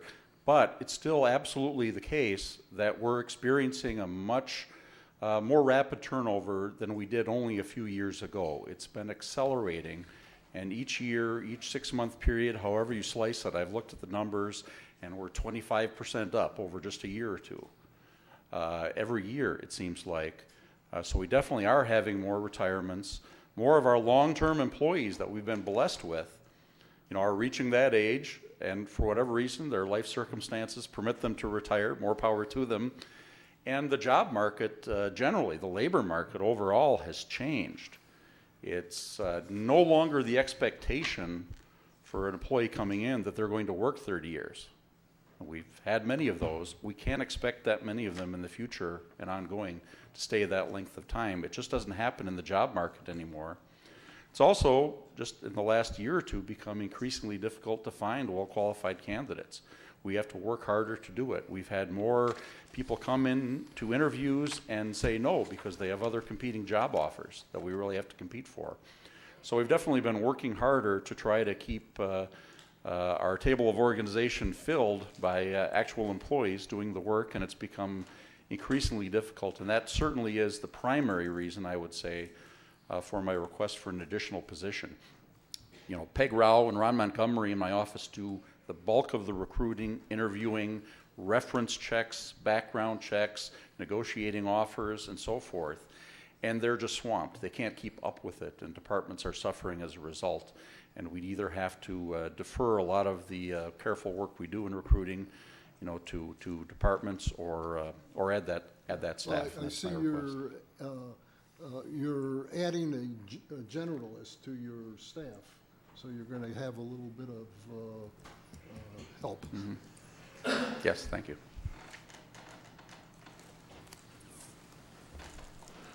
Supervisor Rowe. Thank you, Mr. Chairman. I'd like to call everyone's attention to 2016 accomplishments. Number 2, implemented the merit pay plan by calculating and assigning merit pay increases for 2016 to all regular county employees. Item 3, worked with McGrath and Associates to complete a comprehensive study of the county's compensation system and to develop recommendation for changes. Item 4, proposed and obtained county board approval for a new compensation schedule and pay plan consolidating 17 former pay schedules into one and assigning county positions to one of the 22 new pay grades, resulting in a much more coherent and consistent compensation system. Developed and obtained approval of a plan to fully implement the new system over 3 years in order to reduce budget impact without creating additional internal pay inequities. And item 5, updated and revised employee performance evaluation forms for 2016 and provided training for supervisors. I mention that only so that I, at least, and hopefully the rest of you, will recognize Mr. Collard's real accomplishments in those areas. Being on Personnel and Finance Committee meeting, I can attest to the fact that month after month after month we got updates. He had to have spent an inordinate amount of time accomplishing those goals, and I just wanted to publicly say thank you.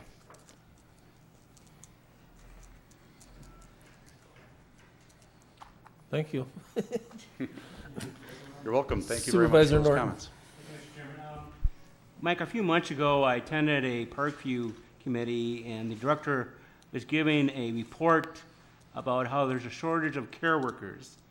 And a number of us, but they were talked about an incentive program for CNA people to get their training and education to become RNs. Have you ever thought about this? And do you know of any other county or any other governmental entities that have this type of incentive program or training and education program for their employees so that they can advance in their careers and departments within that entity? Yes, it's something we have thought about a number of times, and I am aware of nursing facilities that have had that kind of incentive program. I think they were very popular, in fact, most recently, in my experience, in the early 2000s, so 10 to 15 years ago. They were quite popular to have those kind of incentive programs. Many of them were abandoned because it's very difficult to retain employees once they've been trained to the next level.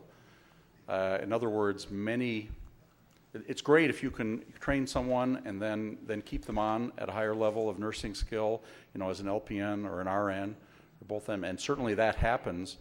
But to fund that education, then they may find a better opportunity or one that suits them more, and they're gone, and so it's an exercise in frustration. So there have been recent discussions at Parkview on that very topic. I know that Peg Rao of our office has participated in, but I don't think anyone has settled on a plan, or I'm not sure that's the direction that they're looking to go right now. Supervisor Brooks. Thank you, Mr. Chairman. Michael, two quick questions. One as it relates to number one under accomplishments. And I think as I was reading through the budget, it appears that at the time that contract was negotiated for 17 and 18, you obviously didn't know what the 17 increase for retirement, for employee share of retirement would be. Is there a reason why those types of things couldn't be negotiated with the wording that it would cover that instead of us ending up paying the additional share of the retirement system? And then secondly, does that apply to all the sworn deputies or just the union deputies? On the first question, that is certainly something we tried to negotiate. It was probably our number one issue for negotiation, and I don't remember for sure, but my general recollection is we probably had at least a half a dozen bargaining sessions where we sat down with union representatives and talked about those retirement contributions. The way it turned out, we were able to negotiate a much more satisfactory deal overall without changing our language about retirement contributions than we could have if we had insisted on changing them. It would have taken some real hardball tactics, and then we wouldn't have had a favorable agreement on wages, which we did end up with. And we would have had to pay more in wages to get the retirement contributions than it would have been worth in the long run, since the retirement contributions are an issue that will eventually take care of itself, in that every new hire, every officer hired after July of 2011 pays the statutory employee share, which is currently running for next year at 6.8% of wages. The other issue is, of course, that just the overall percentage of contributions required of us on the employer side has gone up quite a bit. And that's a state issue that we have absolutely no control over. We can't negotiate anything beyond that statutory employee share. So our situation right now is the earlier negotiated contract language before 2016 requires officers to pay, who were hired before Act 10, before July of 2011, to pay 3% of their wages as their portion of the employee share. So of the total employee share of 6.8%, those officers pay 3%, the more newly hired officers pay the full 6.8%. And as it relates to administrative staff, are you dealing with them the same way, or are you charging them the full employee share? The sworn administrative staff is paying the same, I believe, as the deputies following their contract. The prior to 2010 hirees, or the after 2010? I believe all the command staff has been hired before 2011, so they would be under that rule. Okay, and the only thing I understand you're looking at the total package, but I think we also need to remember 16, 17, and 18 are 3 different years that that retirement system changes every year based on the performance of the market, et cetera. And I do think that I understand why you did it that way, but I think there's always a risk when we do things based on some assumptions as to what that retirement percentage for employees will be in the future. But you do the best you can, I realize. It'd be a risk either way, so yeah. we did do the best we could. Right. And then the last question deals, at the last P&F committee meeting, or the one before, we were talking about the appeals on the McGrath study, the comprehensive study. And I'm just curious where we are on those. And did you, when you were figuring out wages for each of the agencies, did you factor those appeals in, or is that something that will require you or create a necessity to come back to the board if those appeals are approved?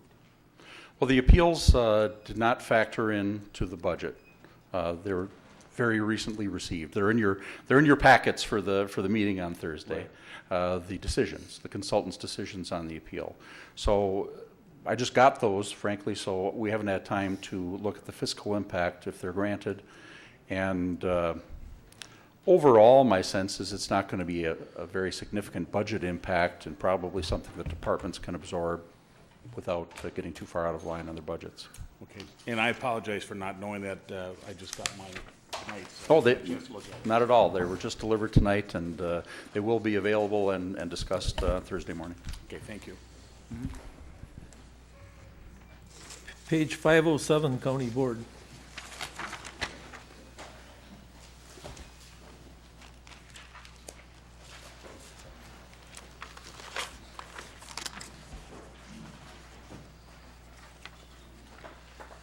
Well, the decreases all were the executive cut us right apart. He took us, made us take 32,000 out of small. I'm sure it was Chuck. No, just kidding.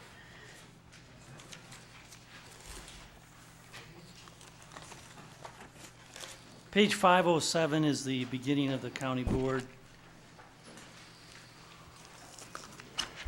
The county board doesn't technically have employees, it's got elected officials. The tax levy goes down from $335,000 to $333,340. The summary of significant changes is on page 510. And the single largest item in that change is the fact that there has to be a purchase of equipment for televising county board meetings. Right, we have to purchase our own equipment from now on, starting next year, to do the count, to put it on television. Nobody will pay for the equipment anymore, so we have to have our own equipment. Supervisor Haig?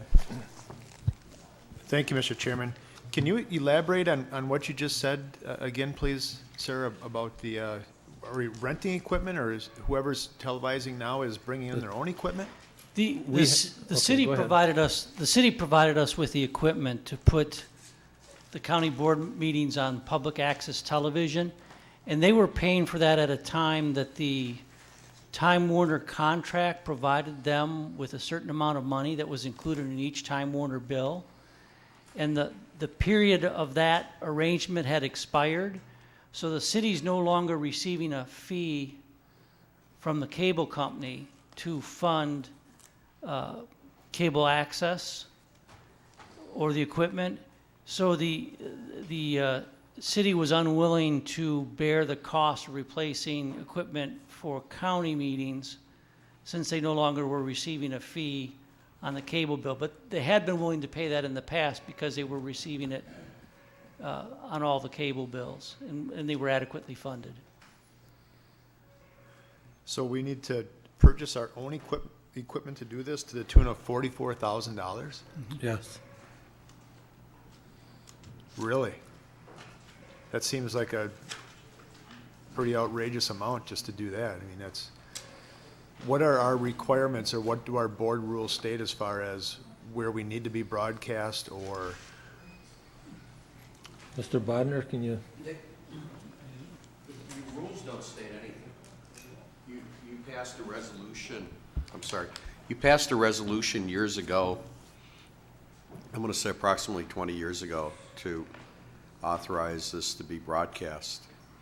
And you've never put anything in your rules. It's completely discretionary with the board. If you did not want to broadcast your meetings, you don't have to do that. But I think, I mean, that's a decision you have to make. So there wasn't necessarily a sunset on that resolution that would go down with the fee from the cable company? No, there was nothing. I mean, you folks, as a board, decided to it wasn't going to be it really wasn't an issue as far as costs, and you decided to broadcast your proceedings. And I don't know what the arrangement is with the Needham and Asha folks up in that area. I thought you were next. But the filming of this was done by OCAP, and that's how it's been for years. You don't have, I mean, there's no state requirement or county requirement that you broadcast your proceedings. That's discretionary with you as to whether you believe that it's worth it. Okay, thank you. In regards to goals and objectives, 2017 goals and objectives, number 1, continue to partner with Outagamie County to support UW Fox Valley. Plan for long-range improvements to this facility by working with UW Fox Valley and Outagamie County. I know it's been recommended to a certain extent that maybe facilities have some type of an input there as well to make that easier, that relationship easier between UW Fox Valley and the county.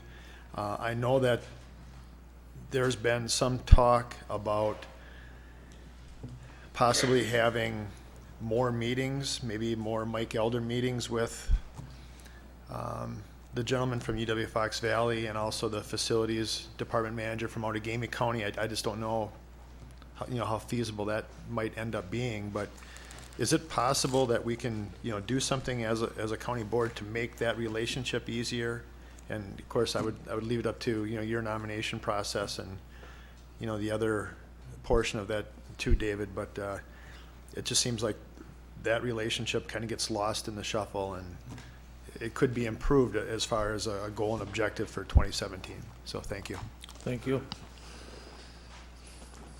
Supervisor Norton. Thank you. Answered most of my question about the capital equipment from Supervisor Haig, but if we buy this equipment, then we can use this TV equipment as we want?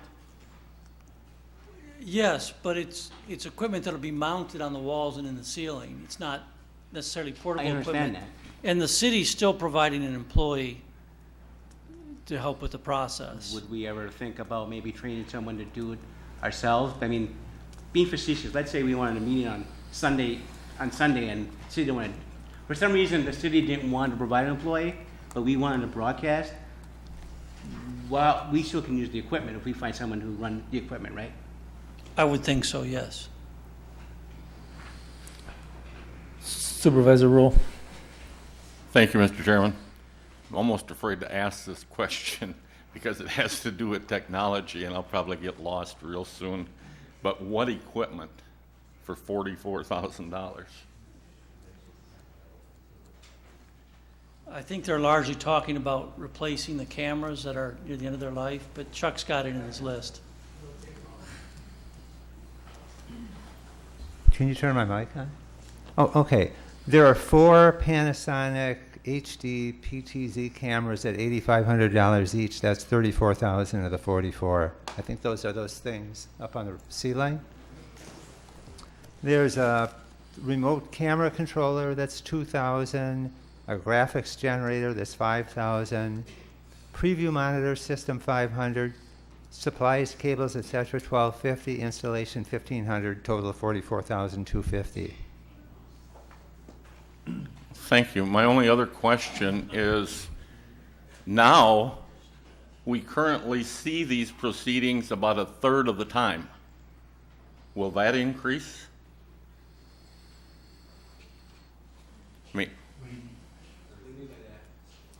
I mean that about a third of the time, if you live north of Y, you get these proceedings maybe 30-35% of the time. The rest of the time you don't get them. I can't hear him. I'm sorry. Okay, just wait now. When you want to talk, wait your turn. Okay, Supervisor Smith. Yes, thank you, Mr. Chairman. Is there any chance that we could work something out with AT&T? Now, I could get the access from AT&T Uverse in Neenah. And I know in the past that AT&T has supplied equipment to municipalities for broadcast purposes. And has anybody ever talked to AT&T about this? I don't think they have, but I think Paul was saying something that's worth noting, is that you can go online, yeah, and you can see the programs that were recorded by OCAT television. You can go online and watch the board meetings, so you can see them anytime by going online to see them. You may not get them live on your TV, but you can go back and see the films. And we also keep a library of films. I think we get a copy, don't we? so that the clerk has all the meetings on film as well. But I go online and look at them occasionally. Yeah, my question is primarily directed to the purchase of the equipment. And I'm just wondering if we had to approach AT&T and being able to buy equipment through them, because they have a better setup, in my opinion, than Time Warner. Well, the city's still providing an employee to operate this. This is a good deal for us. It was a great deal before. It's still a good deal for us because we're not paying any part of that employee, and it's giving us a permanent record and one that people can access on demand through their computer. Okay. Thank you. Supervisor Fari. Mr. Chairman, my question is, can we just perhaps buy the existing equipment from the city? I mean, it's there, it's working. Why do we need new? The existing equipment is getting at the end of its life, and it is in fact not performing fully. So it was their opinion that we needed to replace these cameras, that they were outdated. So it's not, I mean, they're not taking back any equipment that we have now. It's just that it's at the end of its life. Not an option, you're saying? Or Well, not a viable option? No, they were of the opinion that we needed to replace these cameras. And I have no expertise in that, but that was their advice to us, and they were just telling us that they weren't going to replace them. But what they've said was that some of the equipment is not reliable now, that some of it's at the end of its life, and that this is the appropriate time to replace it. I should let you know the school district is having to replace their own equipment as well. Thank you. Supervisor Eisen. Thank you, Mr. Chairman. Our 2016 budget was $335,000, and it's going for 2017 to $333,340. It's going down. I've been a fan of watching our neighbor to the north, and I think the chairman appreciates this. The 2016 Outagamie County Legislative Services, their county board operations was $609,691, and in 2017 it's going to $648,337. I think we do a very prudent job with taxpayer money, spending 50% of what our neighbor to the north does with perhaps 25,000 more population than us. Kudos to the chairman. You still can't go to the conference. Supervisor Rowe. Thank you, Mr. Chairman. I'm going back to live presentation on a television. Obviously, I know if I want to find something and who said what when, I can go to my computer and I can cross-reference it with the agenda and figure out that it was about an hour and 40 minutes in, or 2 hours in, or 40 minutes in. So I know I can do that. I ask the question because my constituents in Neenah are asking, how come we don't get these televised? And that's why I'm asking the question. If somebody could answer that, I'd appreciate it. Yeah, that's at the discretion of the cable company out of Appleton that services that area. And it's at their discretion whether they play the tapes or not. Maybe we can work with them to see that they're shown more often. Well, I'm not talking about the tapes. I'm talking about live. Yeah. I would appreciate it when I ask a question if somebody would buzz in and give an answer. The last time I asked this question, I heard about 4 different answers, and now I'm hearing other answers. If somebody could answer the question, I'd certainly appreciate it. Supervisor Olson. I'll try helping out here. I believe that's at the discretion of your local cable company. Every community has their own separate cable contract, even if it's Time Warner up where you live and it's Time Warner here, there might be different language in each contract. So that would have to be negotiated with your local cable operator. So they would preempt a county board meeting to televise an Oshkosh City Council meeting. That's what happens. That shouldn't happen, but I don't That know definitely what. happens, and my constituents are asking me. Yeah, I I don't mean- care about what happened. Right. No offense. Right. I don't care about what happened at the Oshkosh Council meeting. I want to listen to the county board meeting, and you weren't on. Maybe that's something to be addressed with OCAT then, too. But I think it's a cable issue, cable provider issue. That would be my only thought on that. I mean, I don't know why you're getting an Oshkosh City Council meeting in Neenah. You should be getting an Neenah City Council meeting. Right. Yeah. We will ask and see if we can do something about that. I'm not guaranteeing you that we can, but I will see that we ask and try to come up with an answer.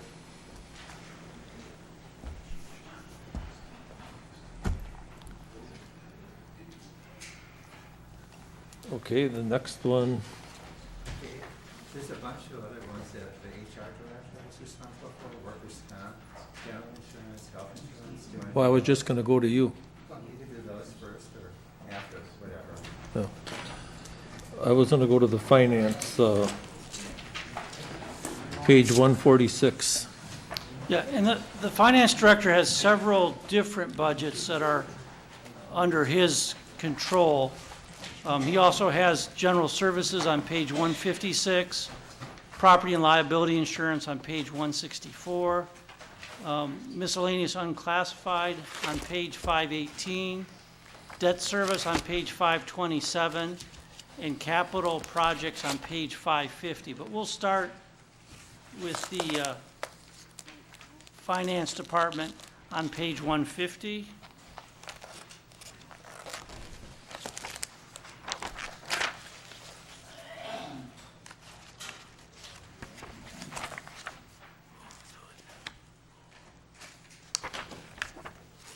So the chart of employees for the finance department is on page 150. Once again, there's 6 full-time employees, the same as in 2016. The summary of significant changes is on page 151. And basically, the tax levy is going from $721,000 to $742,000. And the increase in health insurance is one of the driving factors there.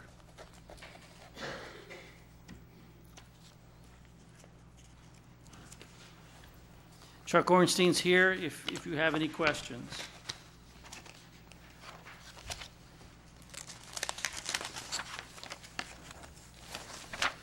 Supervisor Haig.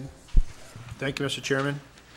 Page 151, Chuck, it says the decrease in account auditing due to no internal audits budgeted for 2017 to meet target budget goal. It doesn't say that there's no internal audits because none are needed. Are there some internal audits that are necessarily needed but are just not budgeted to meet a budget goal? Well, we actually hired an external audit firm to do a bunch of them 2 years ago. And those are the big ones. The smaller ones we can do ourselves, which we will most likely do next year. Are those any budgeted for 2017? Are you asking me if I budgeted anything for 2017? No. Are those external audits? No. Okay. Well, we hire an outside auditor to come in and perform internal audits of cash handling in departments. We did that 2 years ago for the 5 biggest departments. We're using the template that they created to do them ourselves, so we didn't have to budget any outside services for that. So the question is the $6,000 savings this year because there are no audits needed or because there's no money in the budget to necessitate the audits? They're not being done because they're not needed by external firms. We'll do them internally ourselves. I think I can help. The external firms are only brought in to do the large ones periodically, but there's always an ongoing process of the smaller internal audits that are done by internal staff, so there's no separate billing for that. So there will continue to be procedures followed, but conducted by our own internal staff, and we only periodically go out to hire external auditors to do those audits. Supervisor Schneider. Thank you, Mr. Chairman. Chuck, under financial services there on significant changes, the word decrease, does that mean that $10,000 should be in brackets?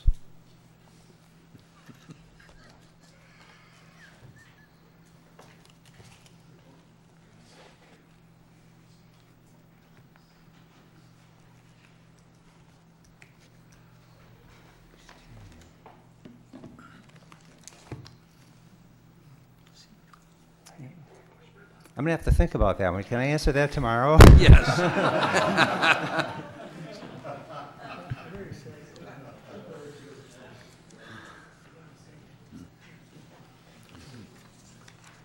Supervisor Finch. Thank you, Mr. Chair. At this time, I'd like to adjourn until tomorrow morning, November 1st at 8:30 a.m.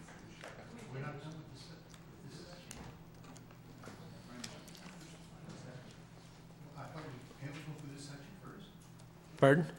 Can't we go through this section first before we adjourn? It's up to you. What does the board want to do?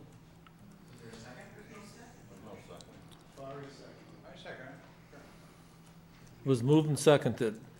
Are you done with finance? Pardon? Were you done with finance, I think Yeah. you're wondering? Well, there's still Supervisor Roll.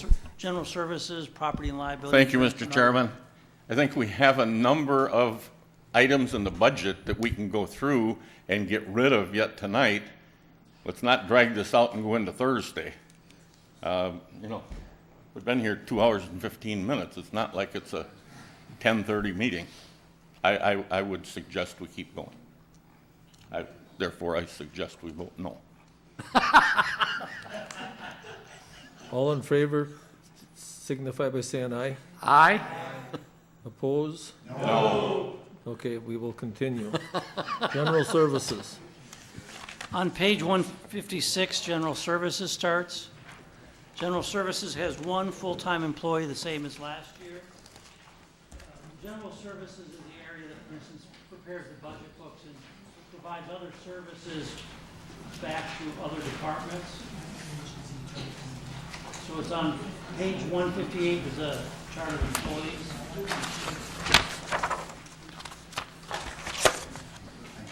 And this summary of significant changes is on page 159. And again, this area answers to Chuck.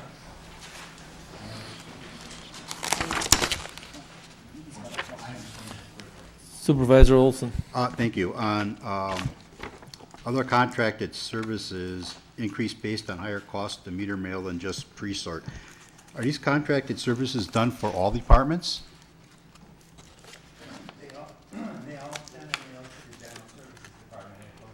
Oh, okay. All right, thank you. That's what I figured. Page 164, property and liability insurance fund.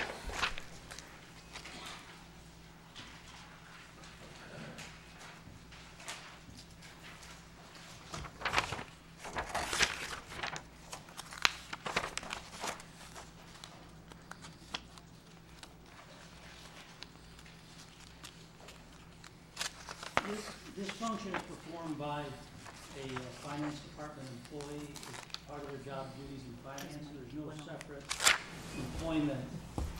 And Chuck's here to answer questions about the property and liability insurance fund.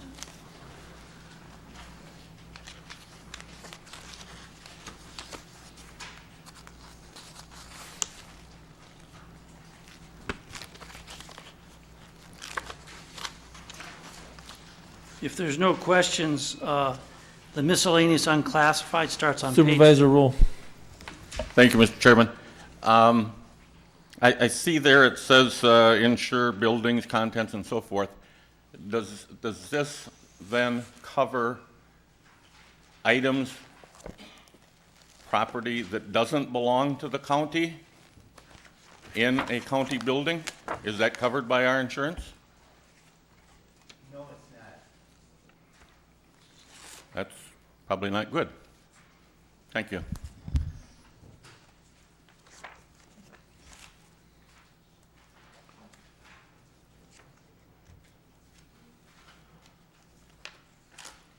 Well, we can do the scholarship program also on 506.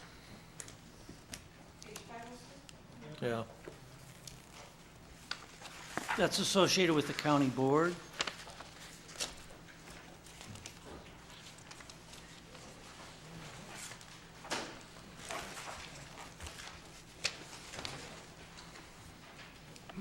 And we can do the unclassified. Miscellaneous Chuck, and you- unclassified is on page 518. So would you explain it? Well, it's a hodgepodge of items, and I think I'll let Chuck cover that one. This is an area.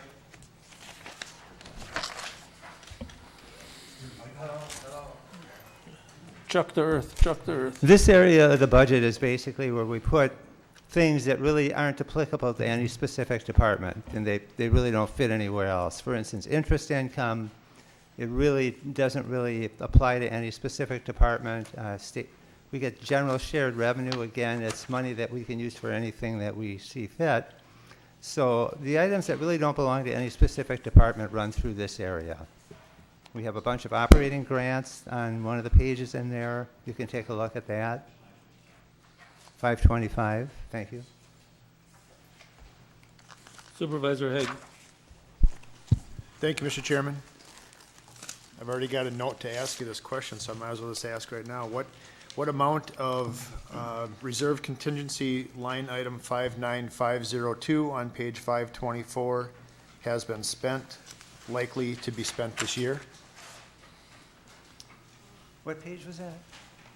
524, Oh, 2016 adopted yeah. 300,000. Some of it has been spent. I have to take a look at the schedule to tell you for sure. Okay, and then And I might be able to also, find that right now if you want. also 59503. We haven't done anything with that one yet, the 25,000. Thank you.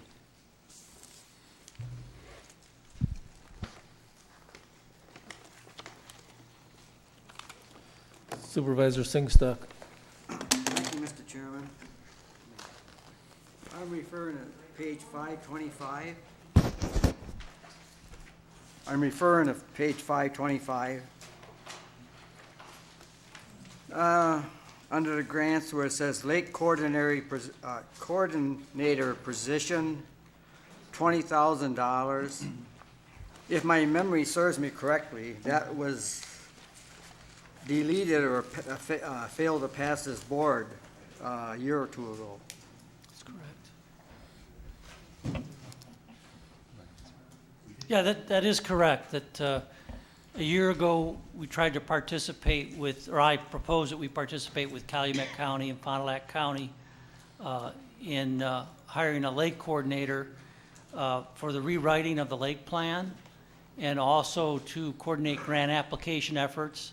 Actually, Lake Winnebago, as big as it is, gets much less in grant money from the state than most of the smaller lakes in the state.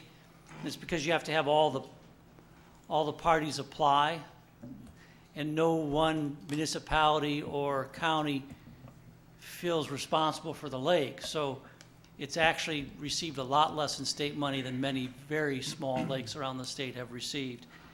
And Fond du Lac County and Calumet County was hoping that the three of us would come together to fund one position to to participate in doing the lake plan with East Central Regional Planning, and to kind of supervise or coordinate grant applications on behalf of the lake. We chose not to join in, but Calumet County and Fond du Lac County went ahead without us. But that then leaves us out of the process, and I'm hoping that the board will see fit to get back in. And I know that the Land and Water Committee has sent a representative to monitor what's going on with the other two counties. So, Supervisor Norton. Question was answered. In relation to Mr. Haig's question about the contingency fund, we've used 144,000 of the 300 so far this year.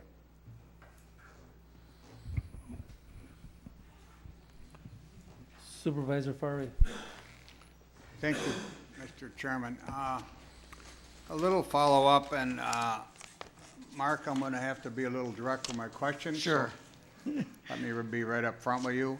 This is in reference to the Lakes Coordinator position you have in here for $20,000. Yes. Let me get my numbers right here.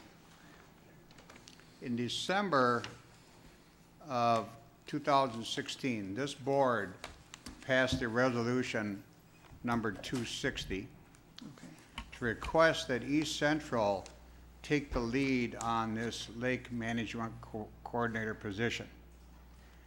Would it be, now you're commissioner of East Central, would it be fair to say you did not support that resolution? Well, I felt it was very awkward for us to say that we weren't going to pay to participate with the other two counties and then to demand that they follow our direction in how they conduct their affairs. So my statement is so accurate, correct? Yes. In place of that, you introduced a memo to East Central when they actually took the vote on that day, which was April 29. And you recommended that East Central postpone their decision until a tri-county agreement could be formed. Mm-hmm. You're aware of that. That tri-county agreement, according to your statements, would ensure legislative oversight and transparency because you set up a new committee. Right. I and the members of our committee have been waiting 6 months for that agreement, but yet you have the $20,000 in here without the agreement. When's the agreement coming? I'd love to support the $20,000, but without that agreement, you have no transparency, you have no legislative oversight. Well, the 20,000. We need that agreement. The 20,000 though is to hire the lake coordinator, not, that doesn't exclude East Central Regional Planning from being involved in the lake plan.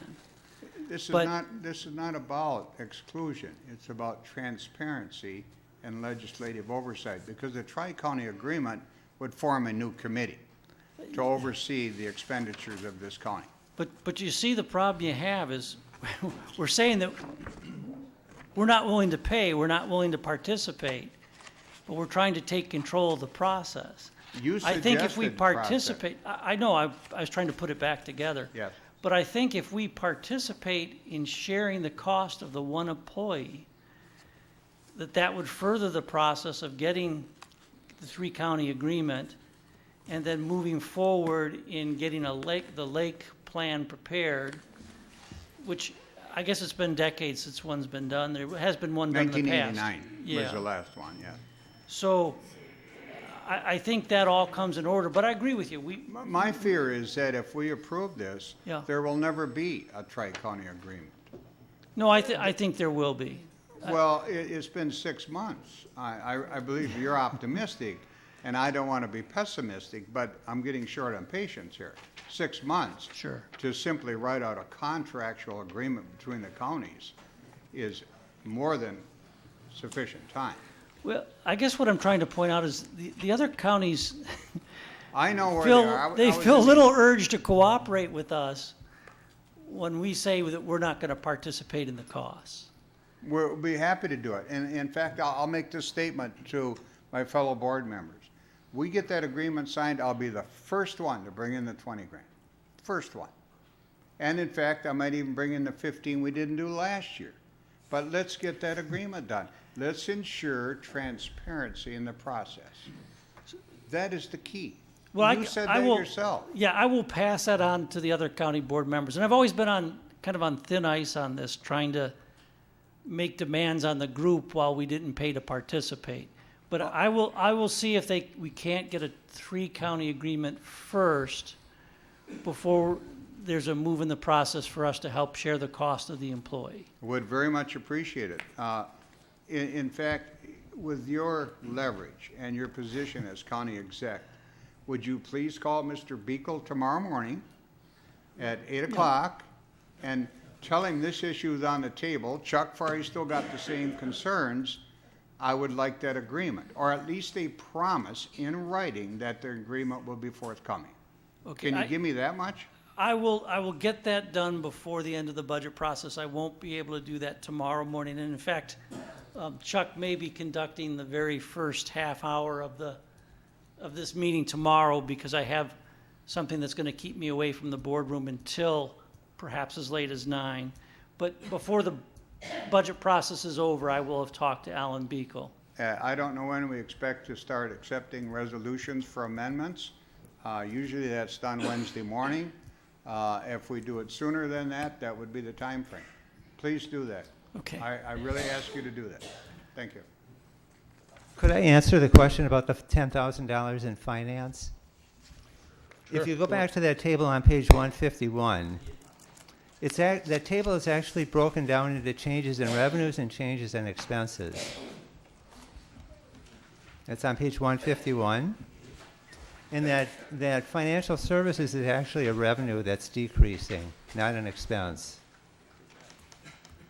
It's right under the caption, revenue changes, impact on levy, financial services, 10,000 decrease. The effect of decreasing revenue is going to increase the levy.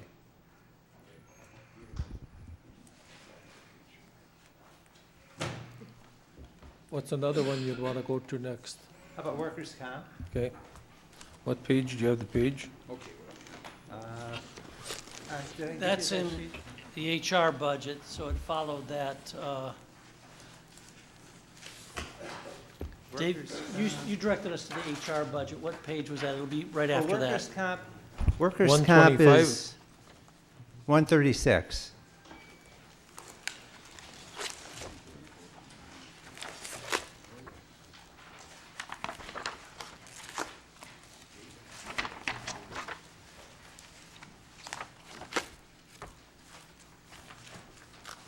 And Mike Collard is in the back and can answer any questions you have.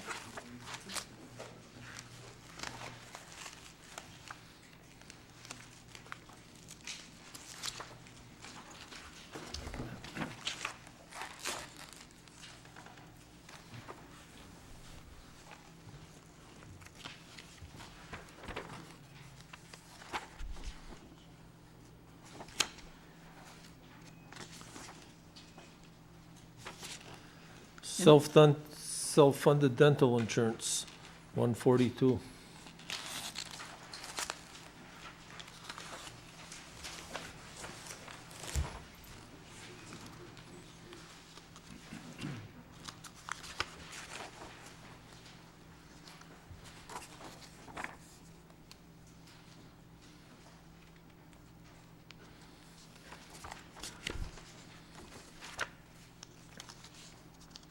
Give me another one, Chuck. Self-funded health? That's the handout. It's in the handout. Okay. Mike, do you have a copy of that? No. Let me bring him one.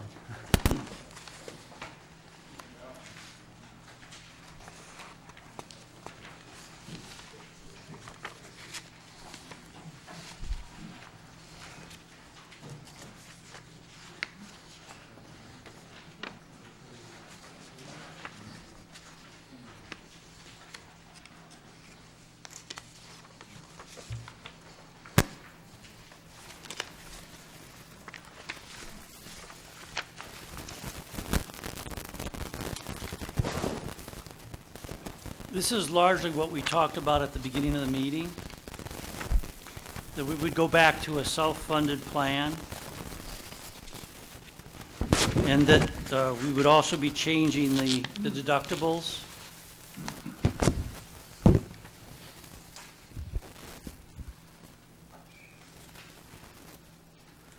Supervisor Farley. Thank you, Mr. Chairman. Mark, for the new supervisors and to refresh my memory, which gets less sufficient each year, I would assume, nature and all that, explain the self-funded health insurance plan and how that works. Give me a summary of it. Currently for 2016, we're fully insured, so that... By a private provider. Right. So that they're taking the risk of claims being higher than they estimated, or get the reward of claims being lower than they estimated. and they're also administering that. Going forward, we would very likely use the same provider to administer the plan, but the payment of the claims would be self-funded by us. Oh, okay, that's, Over time, you come out in the same place because, we simply pay them to administer, and we pay the claims. That's And correct. we've got how much in there? I think $2.5 million is the funds, yeah, that's available to start funding that. And you also get a little bit of an advantage because there's a delay when the claims are presented. So when you shift to the self-funded, you've got, usually get a favorable experience in the first couple of months because there's a delay in claims being presented, and you've got those first 2 months where the claims are being paid out by the prior insurer. But Mike can probably give you more detail than I can. I think that answer is sufficient for myself, unless other supervisors would have a question. If I might extrapolate it a little beyond, I think we all realize what's being said, and when the money is gone, it's gone. That's right. So in the a year from now, perhaps, what do you suggest we're going to do? Yeah, in the long run, We're going to be in a real pickle. Yeah, in the long run, you've got to have a plan design that matches the expenses to the revenues you receive. And the typical changes you make, you can raise the premiums so that more money's flowing in. You can raise deductibles so that less money is flowing out, or co-pays, or make other plan design changes that slow the outflow. And what we're saying is we've got a significant amount of money so that we're not going to run out of money in the first year. But if the most recent experience continues, we will consume some of that reserve, and we'll have to make plan designs over time that would bring that back into balance. And quite frankly, I'm saying it in that way because I want to warn people that changes are likely necessary over time.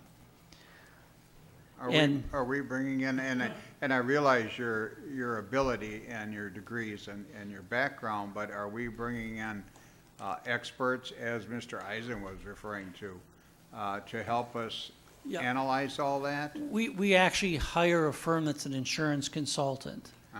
And they give us alternatives on plan design. They advise us on the Cadillac plan issues. They bargain with providers. So most every aspect of that, we do have a firm with expertise in it that works with us.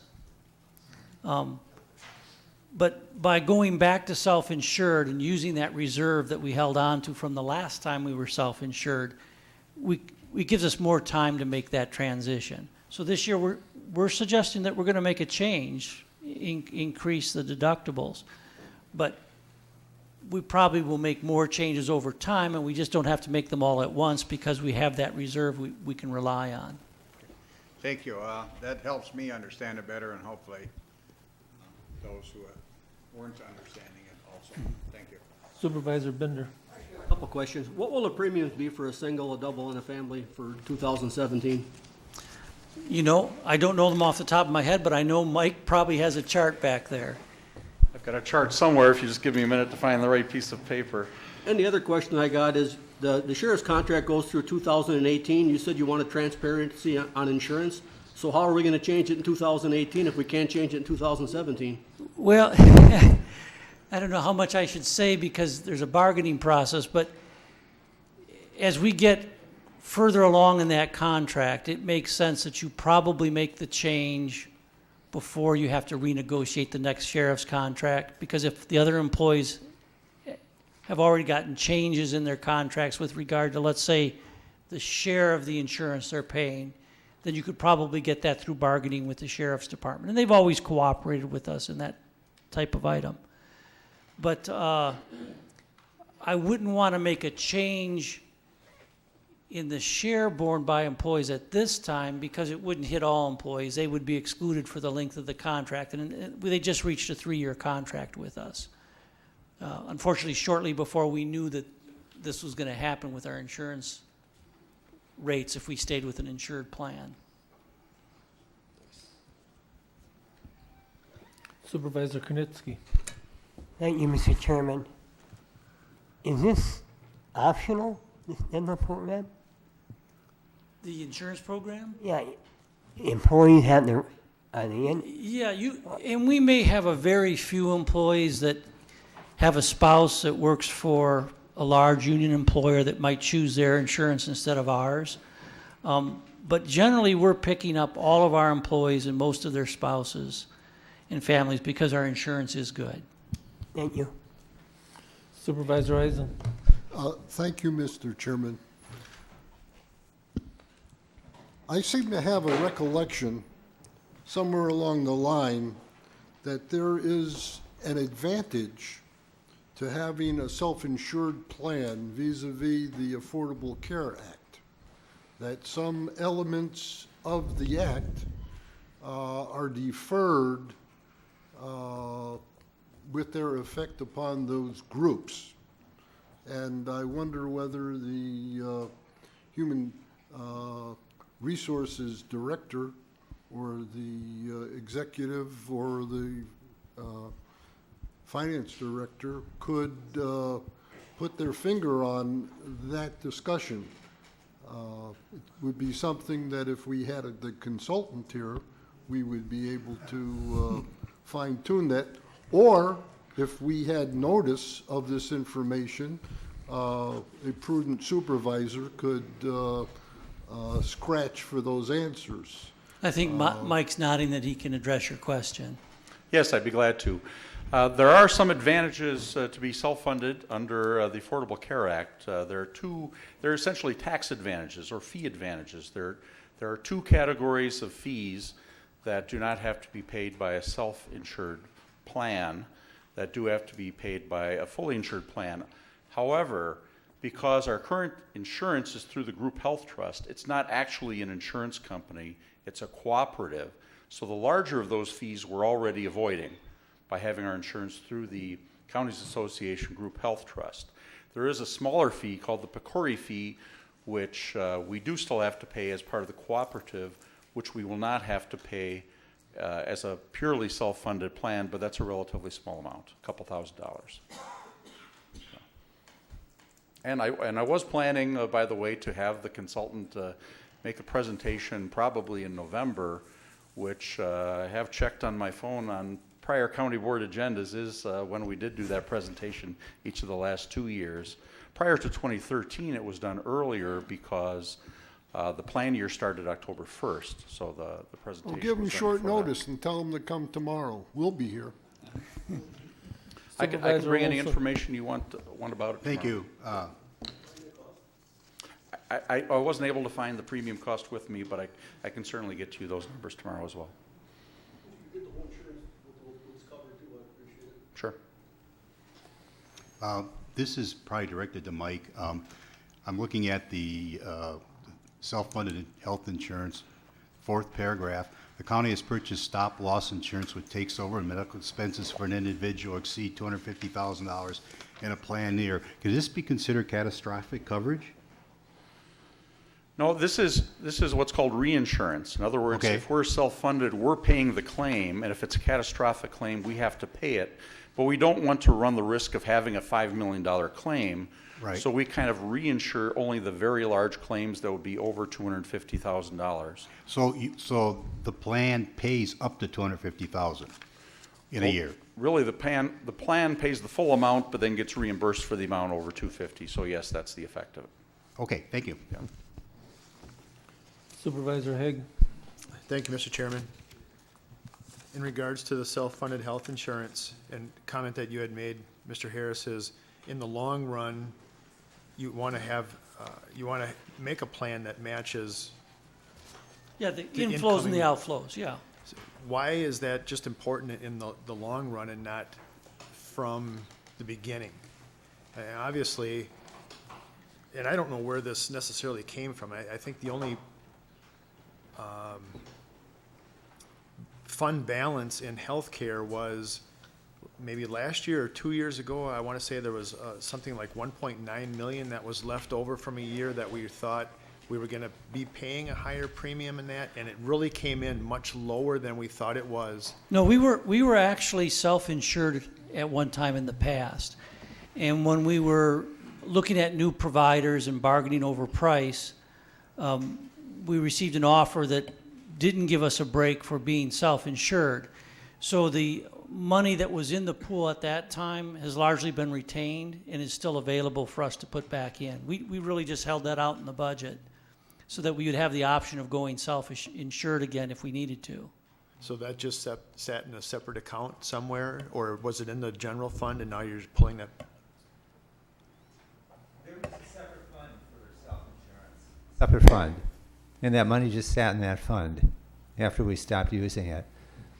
We should mention, though, that when we had self-insurance, we actually had 3 different programs. You could be in network, you could be in the self-funded, and I don't know if there was a high-end network and a low-end network, but everybody wasn't in the self-funded health insurance fund back then. Is there a line item somewhere that budgets the fee for this consultant who we're using to help us navigate Sure. healthcare? It's Object 55201, Consulting Services, under Contractual Services on the handout. And in regards to the consultant, what does he, she, they say about 2018 and the Cadillac tax? I imagine, and I think the last I heard, based on the thought process then, was we weren't going to be looking at a Cadillac tax as significant as we originally maybe thought. And with raising the deductibles and potentially going to self-funded, that might reduce that even more. But are we still looking at some type of a Cadillac hit in 2018? We monitor the plan to make sure that we're not triggering the Cadillac tax, because it's a large tax that would drive up our costs. But we do monitor that, and we did talk about that on the conference call recently with the consultant. And Mike, you look like you wanted to add something. Well, we did ask the consultant to prepare a report regarding the impact of the Cadillac tax in future years. Yes, the increase of the deductibles will tend to push off our liability for Cadillac tax, but on the other hand, the large cost increase we've seen recently will bring us closer to having to pay a Cadillac tax. So at net, we're still moving closer to having to pay the Cadillac tax. We did ask the consultant to prepare a report last year about that, and I believe that was included in our presentation.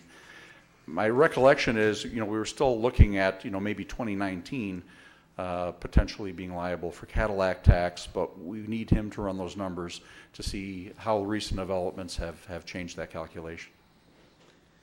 And my last question in regards to the self-funded health insurance is, in your narrative for the Human Resources Department, one of the objectives in there was to look at items or efficiencies in how you might be able to save money in health insurance. What are some of those ideas, or how can you accomplish that objective? Well, one way obviously is to educate employees about lifestyle choices and the effects of those and so forth. So we have an active wellness committee comprised of 8 or 10 employees that has projects going every month, to try to make people more aware of what they need to do to stay on the good side of the health situation. The clinic is certainly one of our efforts there. Negotiating with providers and examining options for the best health insurance is certainly a very important cost issue for us that we look at every year on an almost continuous basis. And then for next year, we're planning to institute a disease management program. A lot of the cost in our health plan is due to serious chronic illnesses. And some of those, not all, some of those serious or major items can be avoided. The ones that actually can be avoided the most easily or the most likely through lifestyle and good disease management are diabetes, hypertension, and high cholesterol.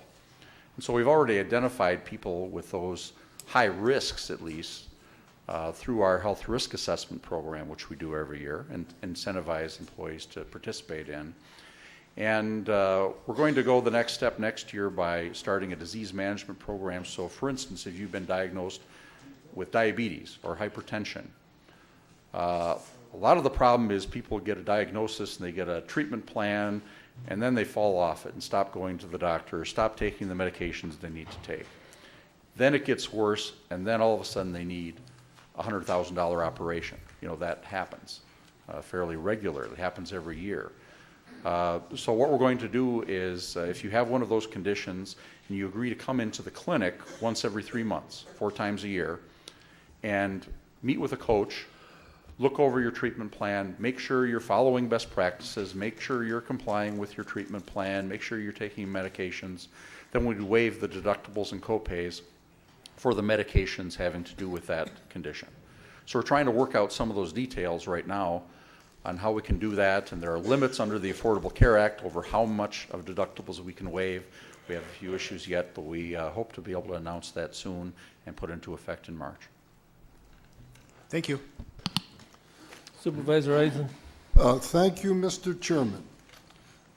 I think, fellow supervisors, that the bottom line is that self-funding the insurance is simply a Band-Aid. It's probably the best short-term solution, but in the process of doing this, the board was basically shut out of the process because of our experience over the past 10 years when we had options presented to the board and directions to go. And I think under the circumstances, we've got the best that we can, but it's very insulting. Thank you.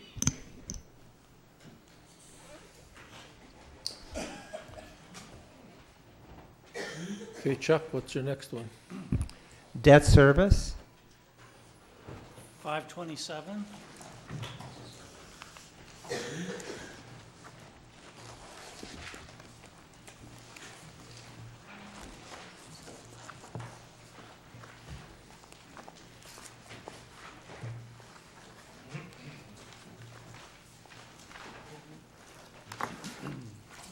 There's no employees associated with debt service. It's run as part of the finance department.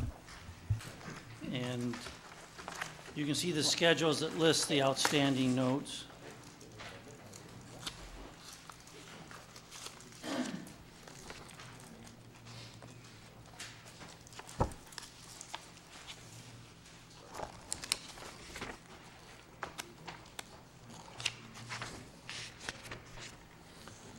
Next one. capital projects, Page 550.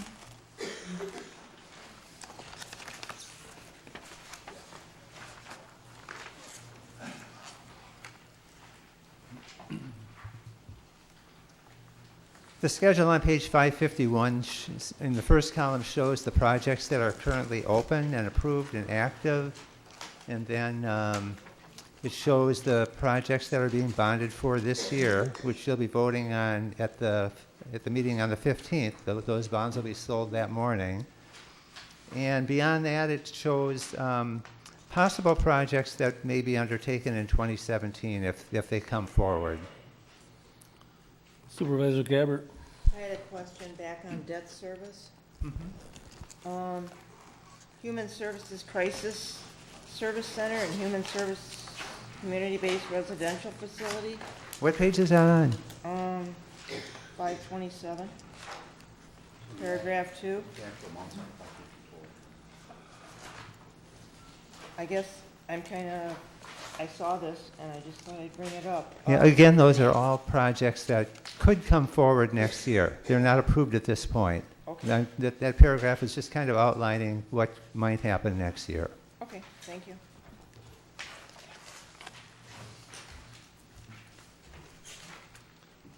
Next one. I think that's it.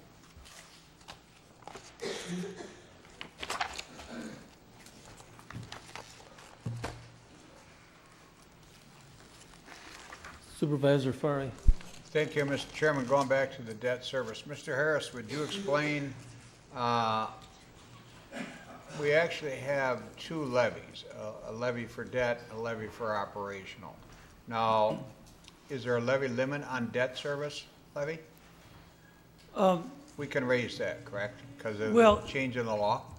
There's a couple rules. One is, that's what requires the 3/4 vote, is to increase your debt, and that's an exemption from the levy freeze. So that if we approved adding additional debt, that we could in fact service that debt outside of the levy limit. But that's actually how we've controlled our tax rate, how we've managed to hold down our tax rate, is by reducing the amount of levy necessary to service our debt over time by basically greatly reducing our debt. And it's a little less than half of what it was. In fact, with the April payment, we'll actually be significantly below half of what it was back in 2005. So you're suggesting by this budget that there'll be an increase of over $2 million in debt payments, and you're going to levy for that. So you're levying for anticipated approval by this board for that debt. Yeah, those are just schedules. We don't actually levy except for the actual debt service that we're making. Oh, okay. So, All right. so it's the principal payments due on the existing outstanding debt. So what happens with the outstanding bonds is, each year, typically this time of year, we do a bond issue for projects we've approved during that year. And that's going to add new debt. So we're And then budgeting the money principal to cover that. payments against the debt usually occur on April 1st. And we've been paying more off than we've been incurring new debt. But if you look at our 5-year capital plan, it typically includes significantly more new debt than what we actually incur, because we don't approve everything in the 5-year capital plan. And typically they don't occur along the same time schedules they're showing there. It typically takes us longer to get the projects in. One final question, and I don't know where I read it in the book, but it's projected that the mill rate for this county will be reduced. 3 cents. And that includes both operational and debt. Yeah, and there's also library and a couple Yeah, other that's separate items. from that, Yeah. but the figure I read in here was both. Yes. Okay. The grand total would be going down 3 cents on the equalized rate. And I would say what that implies is that most people's tax bills from the county will be relatively flat. Same as last year. Yeah. That's a lot better than 10%. Oh, yes. Good, thank you.